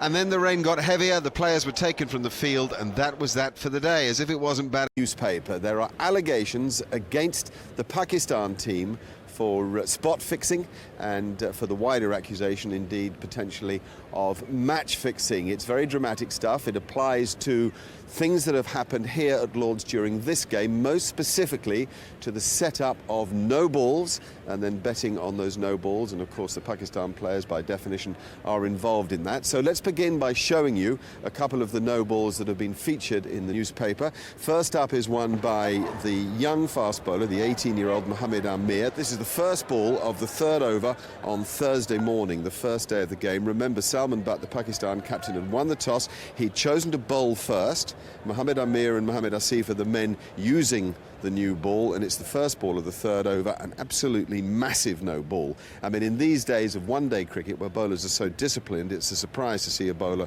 over the line that far. The second of them is the sixth ball of the 10th over on Thursday morning, bowled by Mohammed Asif. Not such a big no ball, but apparently these were picked out as specifics, and they've appeared as such, and they're exactly what we're talking about. We now turn to the third no ball, bowled by Mohammed Amir on Friday, the third ball of the third over, and another quite big no ball there. I mean, bigger than you would expect an international bowler to be a part of. And those three no balls were bowled at exactly the moments that Mazhar Majid predicted they would be, according to the allegations in the newspaper. We've got Geoffrey Boycott and Michael Vaughan with me on what is undeniably a very sad morning for the game, Michael.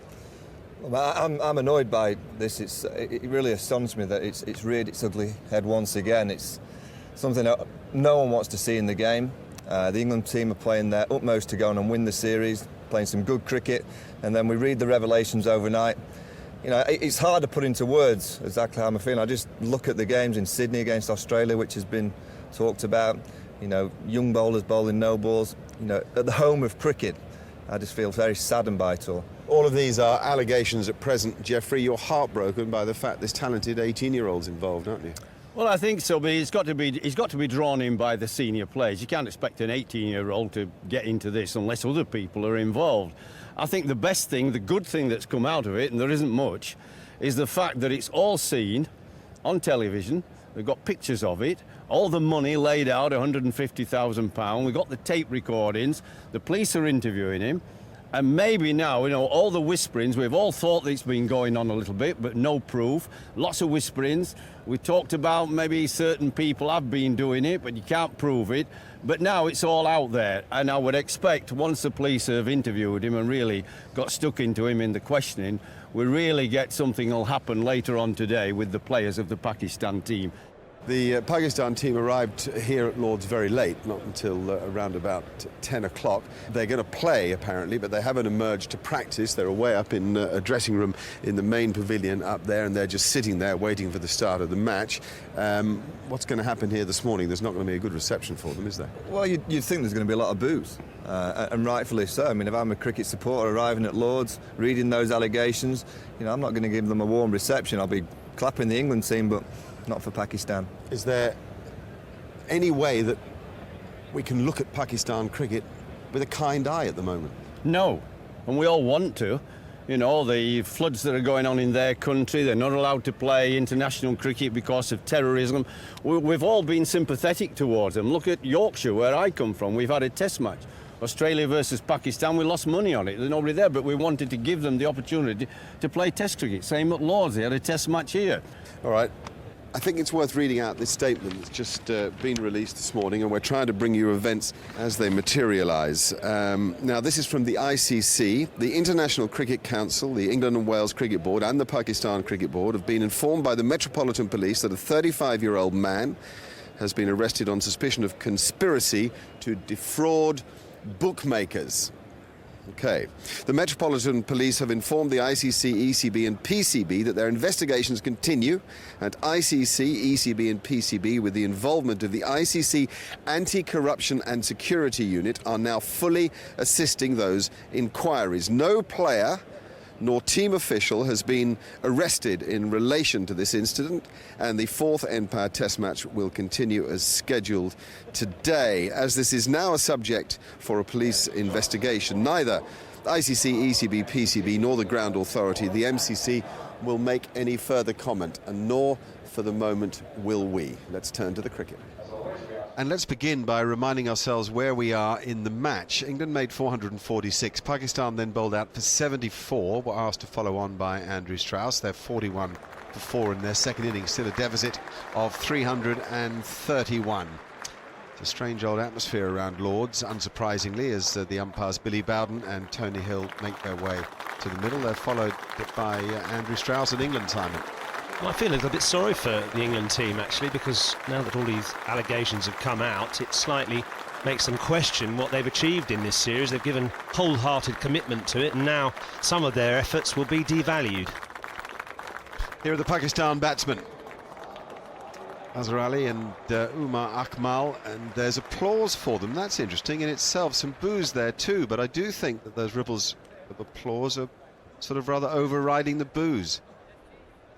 So some support for their cricket playing at least. Now Steve Finn will bowl the first ball of the day to Umar Akmal.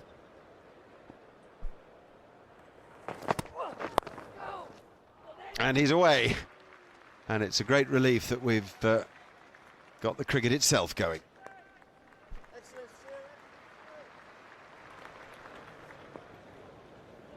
Swan, I think, will get some real response from this pitch. He posed problems for both left hand and right hand yesterday, and he loves bowling at this pavilion end with the help of the slope. Nicely bowled and nicely done by Matt Pryor, who likes it and wants it, and Billy Bowden doesn't want a bar of it. I don't think Bowden's even going to go to the third umpire, is he? Great bowling. It was great bowling, and it's interesting there, Azhar Ali was playing for the spin. It's done for him a couple of times in this series through the gate, and I think this one just went straight on. Stayed up the slope, no edge, and no third umpire either, I think, required. His foot was grounded.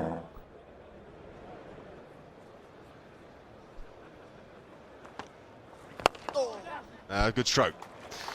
Nice big stride forward by Azhar Ali. There is, of course, what's the word? A sense of sympathy for England here too. That'd be a very anticlimactic morning for them. And I won't be surprised if Pakistan just throw off the shackles and play a few strokes and find life a bit easier.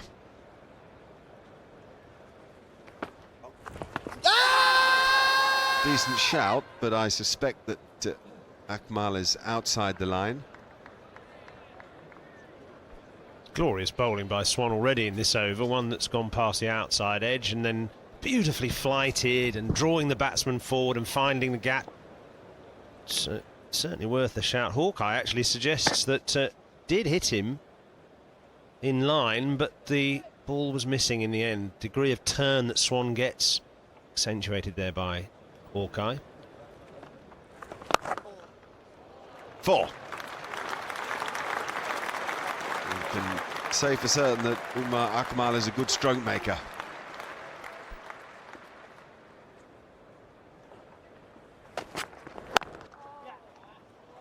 Good timing.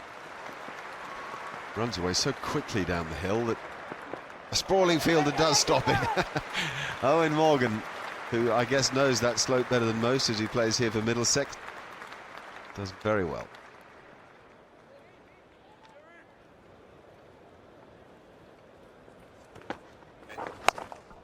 Great stroke, what footwork.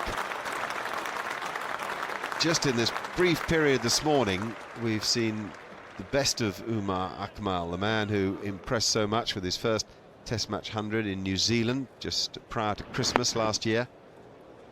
Made 100 in Dunedin, then he came to Australia and made a few 50s there, and everybody thought he was the next great thing for Pakistan cricket. He hasn't been so here in England, but that sort of a stroke is why he just might be.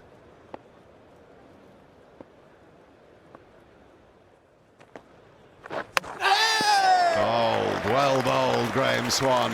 He doesn't lose many battles these days.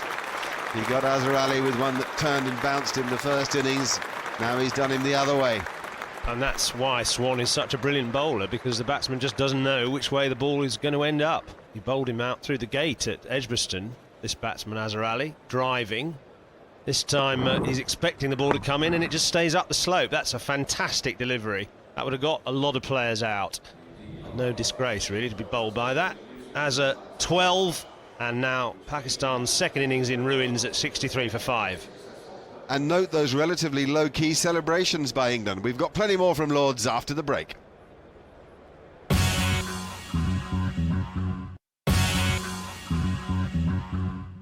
Welcome back to Lords on this difficult, not to say dramatic day, where it's hard to focus on the cricket, but we can look at that card and focus on the fact that Azhar Ali is gone, bowled by Graham Swan. Umar Akmal is out there with his brother Kamran Akmal, and Pakistan are 63 for 5.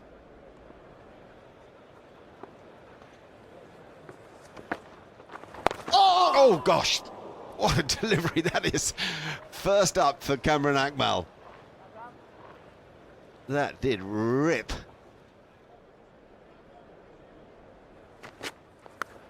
That's out. What a beauty. In-swinger from Anderson that held its line off the pitch. He seemed to sort of doubt whether he'd actually hit that, and he waited for a moment. He's had a terrible series with the bat, Kamran Akmal.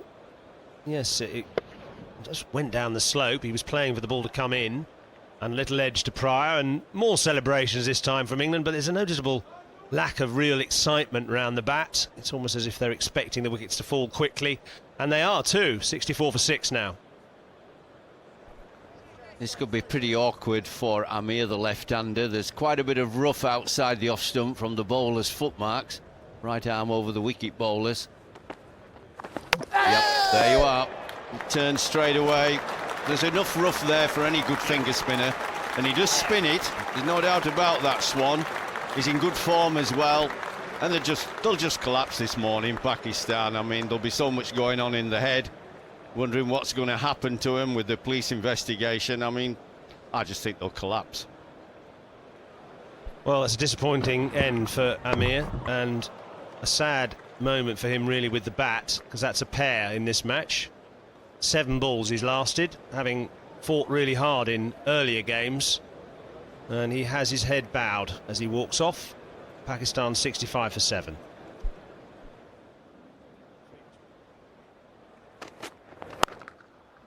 Great shot from Umar Akmal, and this is why Pakistan are so important to the world game, because they have such exciting, dynamic players who can play shots like that.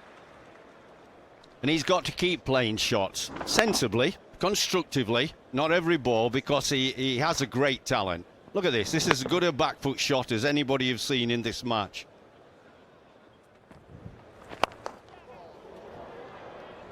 And that's an easy wicket in the end to Graham Swan. He's gone for the big one, and he's paid the penalty. And that's the problem with tail-enders, that they play 2 or 3 balls and they think they're a batsman, and then they start playing shots like a batsman and a hole out stupidly. There's that kid at the other end, Akmal, playing really well. No, they just look as if they want to finish. Well, that's straightforward, isn't it, by Kevin Peterson? I mean, just giving a wicket away there. He's lasted 10 balls, made naught, and 73 for 8 now. Swan's 50th wicket in this calendar year too. Well bowled to him. Syed Ajmal on strike now, the number 10, who can bat. And Anderson will be targeting his stumps, I should think. He made a 50 at Edgbaston. Oh my. That's a baseball shot. Bit of feed movement and a flat-padded whack through mid-wicket. Great fielding by Peterson on the edge there. Well, I don't mind Akmal playing shots as long as he picks the relevant ball, because I've seen him play shots and he is very good at it. Whether this is a 4, we'll just find out. Oh, it's a 4, that's what's on the banners, the advertising banners. Good effort, Kevin, but it won't count. Yeah, his feet's there. But there's 2 men out, sir. Umar Akmal's just got to be sensible about it. He hits the ball hard. He's got a wide range of shots. I don't see why he should give it away just because wickets are going down at the other end. Oh! Again, big spin from Swan. Dangerous shot to play is the cut shot to an off spinner.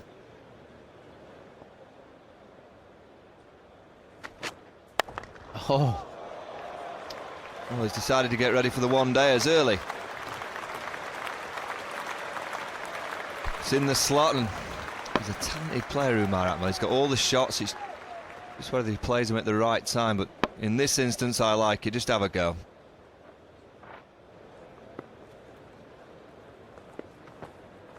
Go, go, go! Oh, hit him. Hit him. Yes, he's gone. Great stuff from Stuart Broad. Runs wickets. And now a run out to go with it. Well, what was the point of that? Absolutely stupid. I mean, it's just ridiculous. The cricket this morning has been poor except for Umar Akmal. I mean, this is a suicide run. Look, if he hits, he hasn't even bothered to review it. Look, he's just kept on running there into the pavilion. He's made 8 of 17 balls, and now Pakistan 97 for 9.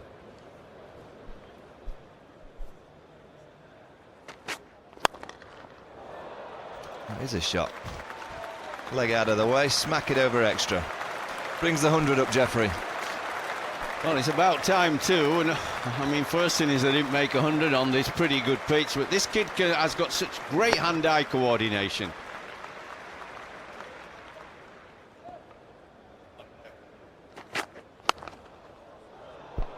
This could be the match. It's a hard chance for Alice to come running back. No! Always going away from him. It just gets a bit too far under it. You see, he run well. Never really got to any position. Now, there's a few people on the boundary here, so Akmal's got to be careful. Oh, crikey's gone. I think that's 6. I think he's hit that pretty clean. Yep, don't worry about that. When he hits them clean, and he's hit it right between long off and long on, who are about 70 yards apart. There's a big gap there. He enjoyed that. Oh. That, Jeffrey, is the shot of the day.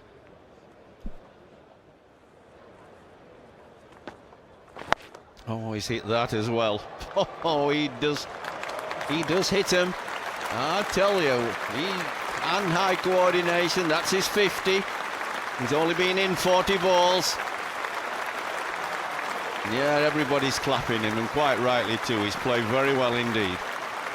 That's why I don't want him to give it away. He can strike the ball with a range of shots that not everybody has. In the meantime, and with England on the brink of victory, we're going to take a short break. When we come back, we'll see the conclusion of the cricket and we'll reflect on an extraordinary day here at Lord's.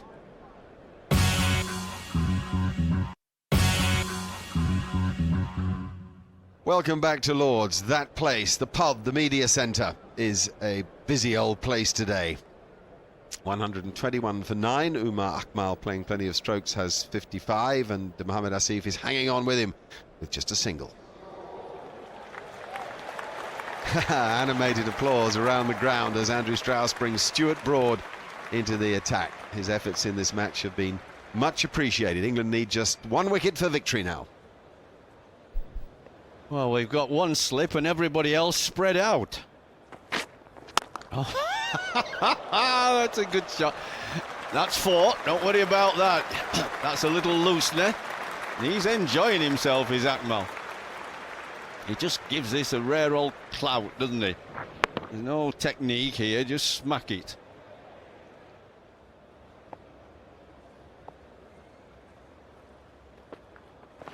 Oh, he's hit that. Now, has that gone out of the ground or up in the air for a catch? Nope. You can catch it in the crowd if you want. 6 more. When he hits them, they stay hit. Akmal's gone up to 66 now of 60 balls. At least there's some nice entertainment for the people who've paid a lot of money to watch and are only going to get a bit of cricket today. Good point. Now he needs a single. Oh, he's got 4 instead. Well, he's the only batsman that's giving Swan some okey pokey. He really is cracking him around. He's had great figures first innings and his second innings until Akmal's come on the scene.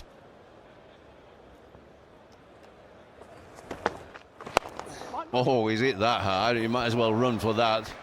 That was difficult, Kevin Peterson there. He really walloped that. He got down on the full toss and really smacked it. And he's got his single and the bowling again. That's a few. That's going quick. Authentic leg glance. Yep, 4. Broad had the right idea to bowl wide down leg side and full because it's hard to play those, but he just didn't get it wide enough. And Akmal played a really good shot. He's 75 now. He's making the bowling look easy. Well, he's playing with absolutely no care in the world. I mean, there's nothing to lose with anything that he does. And that's a remarkably privileged way to play a test match innings.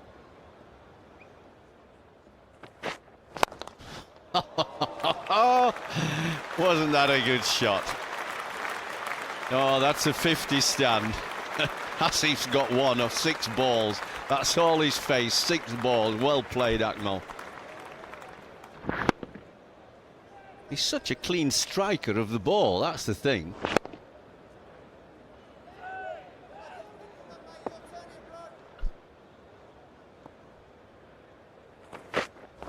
Oh, finally England have got the chance. A full over at number 11, Mohammad Asif.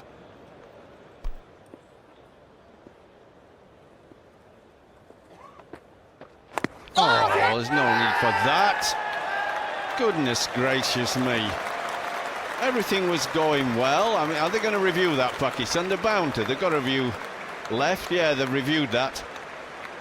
But England seemed very sure about it.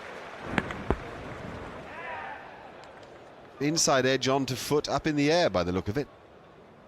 This could well be the end of the test match. Let's have another look at this angle. That's the end of the test match. That is out. Caught at slip. There we go. That finger signals the end of the 4th test match. England take the series by 3-1.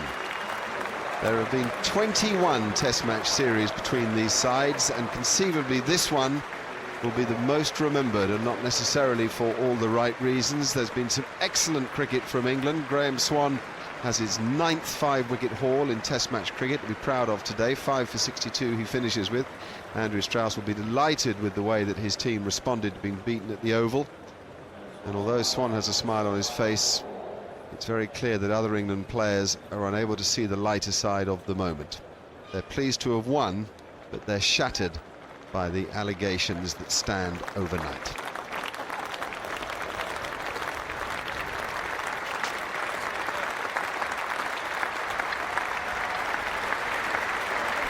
Nine in the match for Graham Swan. He will go on the honours board, of course. Stuart Broad is just behind him. It'll be a close contest to see who the man of the match is. Jonathan Trott, Stuart Broad or Graham Swan, they're all candidates. They leave the field together now, up those famous steps. Isn't it extraordinary that the allegations have come during a match here, at the very soul of the game, Lord's Cricket Ground. And the Pakistan card shows one area of resistance. Slap bang in the middle of that list is Umar Akmal, a massively talented right-handed stroke player who was unbeaten with 79.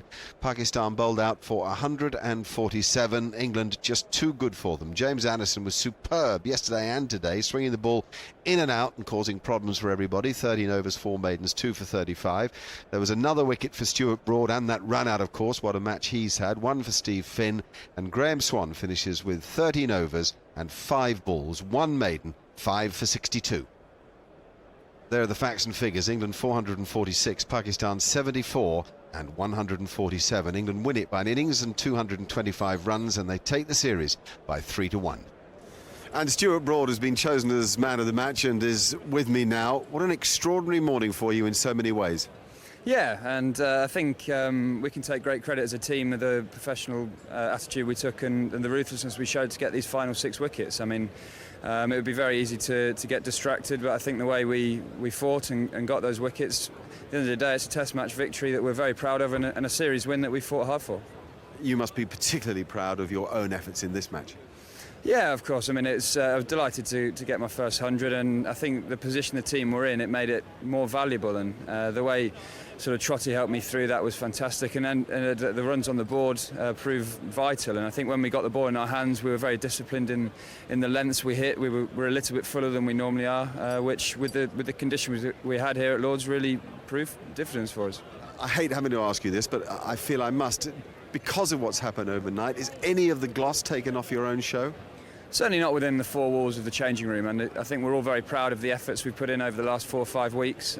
We've had times in the series where it's been very tricky to play, times where it's gone our way, and I think each player's put their hand up at a different time and performed. And I don't think what happened overnight is going to affect how we've played. I mean, certainly we played fantastically in this test, particularly here at Lord's. To be 100 for 7 and win by an innings is something very special, and no one can take that away from us. One last question about you. This last 2 or 3 weeks of your life has been an extraordinary roller coaster. Do you think it is the making of Stuart Broad, the Test match cricketer and the man? Oh, well, I mean, hopefully. I mean, certainly as, from the batting point of view, to have kicked on to get 100 and then to have kicked on to get sort of 160 odd was really pleasing for me, because it means I can do that in the future. It gives me the confidence. I found a tempo out there that I really found batting really enjoyable, and I think if I can continue that with games to come, use it as a stepping stone for the future, I think I can certainly move up that order. And now let's turn our attention to the presentation ceremony, which is usually held out on the field and has a razzle and dazzle to it at the end of a series. Not this one. This was almost covert. Apparently it was held in the long room for security reasons. The atmosphere was most odd. People shuffled around. Here's Stuart Broad receiving that Man of the Match award. As I say, people shuffling about, not knowing what to say to each other. John Barclay is the MCC president with the champagne there, and the applause is for Jonathan Trott, who comes forward as the player of the series on England's side. And watch this one. Mohammed Amir, chosen as the player of the series on Pakistan's side, receives it from Giles Clark, the chairman of the ECB. No handshake, no eye contact.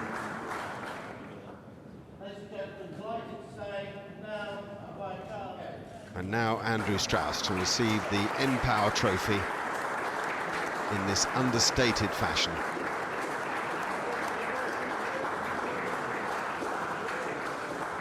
Odd old ceremony. And the England captain is with me now. Andrew, what are your emotions?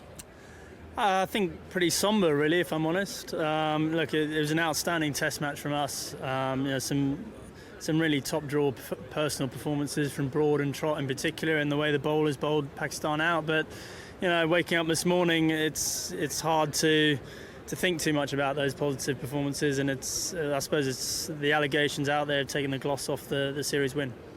Do you fear for the game because of them? Well, look, you know, we can't talk about them too specifically because we don't know if they're true or not at this stage, but I fear for the game every time it's in the news for the wrong reasons, and you know, in some ways these sort of allegations are the worst reasons for it to be in the news. And you know, we clearly, as the game's got a responsibility to iron this out very quickly if it is happening. What did you say to your players before play? I just said that very much we had a responsibility to the game of cricket, and to more specifically Trotty and Stuart Broad to make sure we finish this job off, and you know, I think the guys did that very well today. And finally, on this subject, these are very specific instances that have been highlighted and the allegations made about during this match. But in the wider picture now of the World Game, do you look back at matches you've played and wonder about them?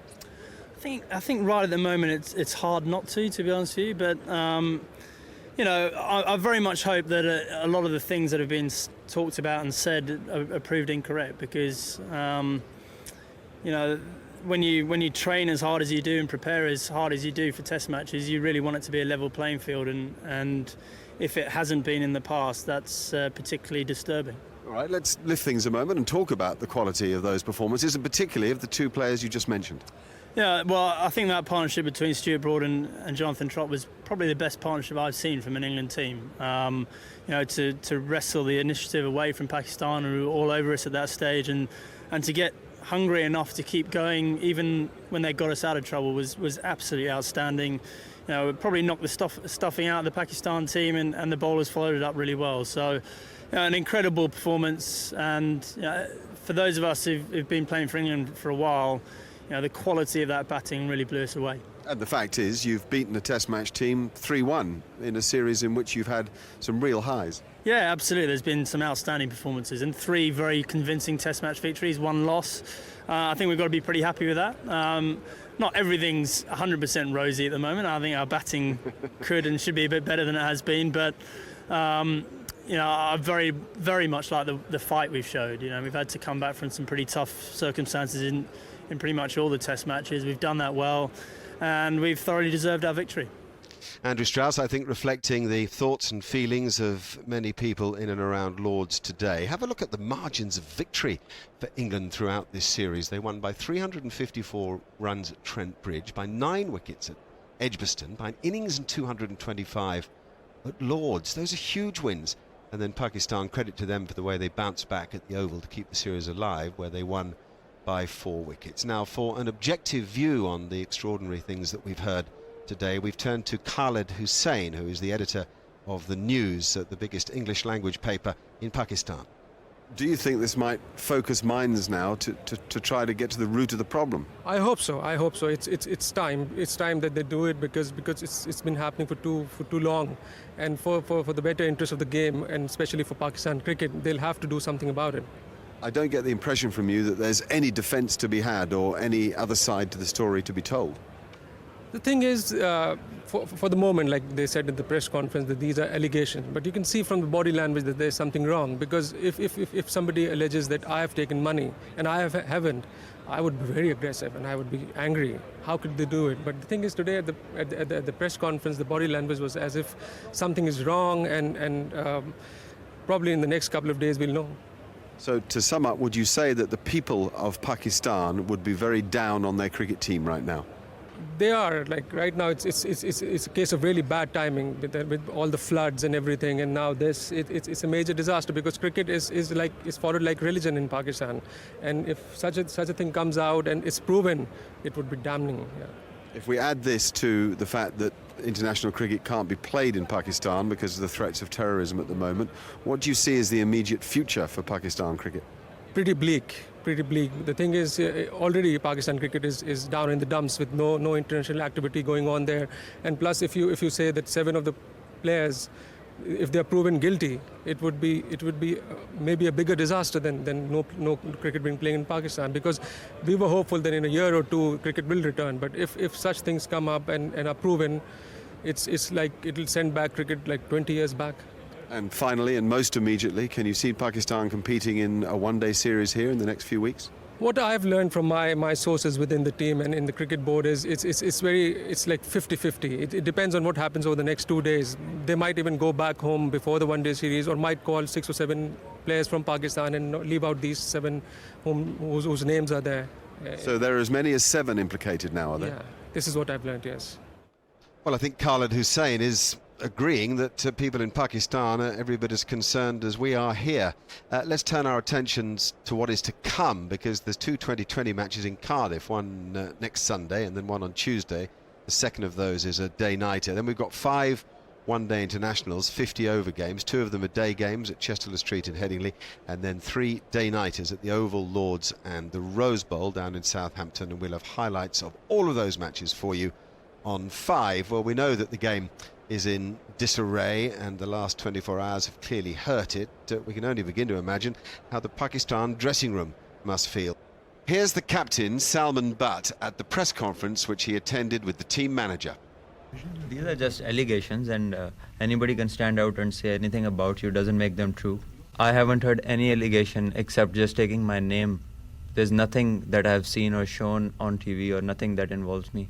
Well, I think we didn't play good cricket. I think England played a lot better cricket in this game, and the point is that it's not something you can connect with the morning's display, because yesterday even the team collapsed to just 74 runs.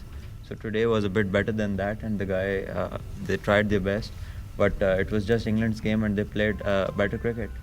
Well, Pakistan has won test match from Australia after 15 years and from England after 9 years.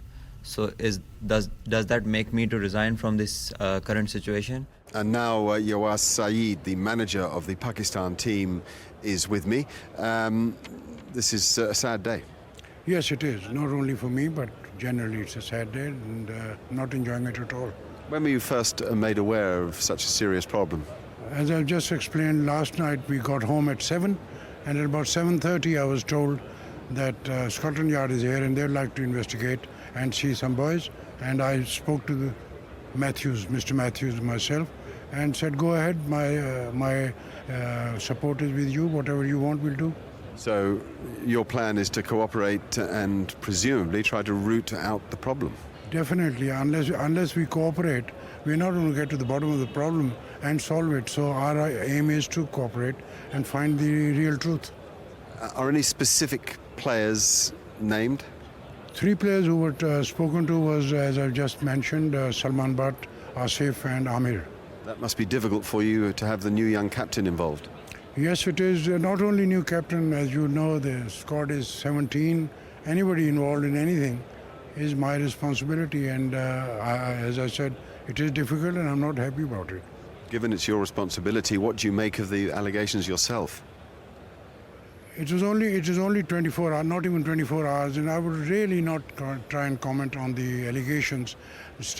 Call them allegations and wait for the investigations. After all, no lesser party than Scotland Yard is doing it. Must be deeply distressing for you to have this whole situation linger on year after year. It's been plaguing Pakistan cricket for too long. Yes, but on a tour, I'm afraid this is the first time I'm facing it on a tour. I've been manager for the first time in 1984. That's 26 years ago. But this is the first time. It is not only difficult, it's very sad, and I'm very disappointed. And what happens next from your point of view and the team's point of view and the board's point of view? Well, so far I've been told that we continue and complete our tour of UK, which is ODIs and 2020s, starting from day after we move to West Country. And that is all I've been told, which I should follow. Presumably, though, you feel somewhat at the mercy of the ICC. Well, I would again leave that subject between the ICC, PCB and ECB. I believe in keeping to my own manager's job, and that is not mine. You can almost see the sadness in his eyes. It's now around about 5:30 in the afternoon here at Lord's, 5 hours since the test match ended. There's an empty ground behind me, and that reflects the empty feeling that's been here throughout the day. I suppose the only other thing to add is that if any of the players are found guilty of the allegations, they almost have to be banned for life, if only to deter others. What about the game of cricket? Well, it's taken another hammer blow. In the past, it's got up, it's dusted itself down, and it's continued to entertain and indeed convince us. Let's hope that it can do so once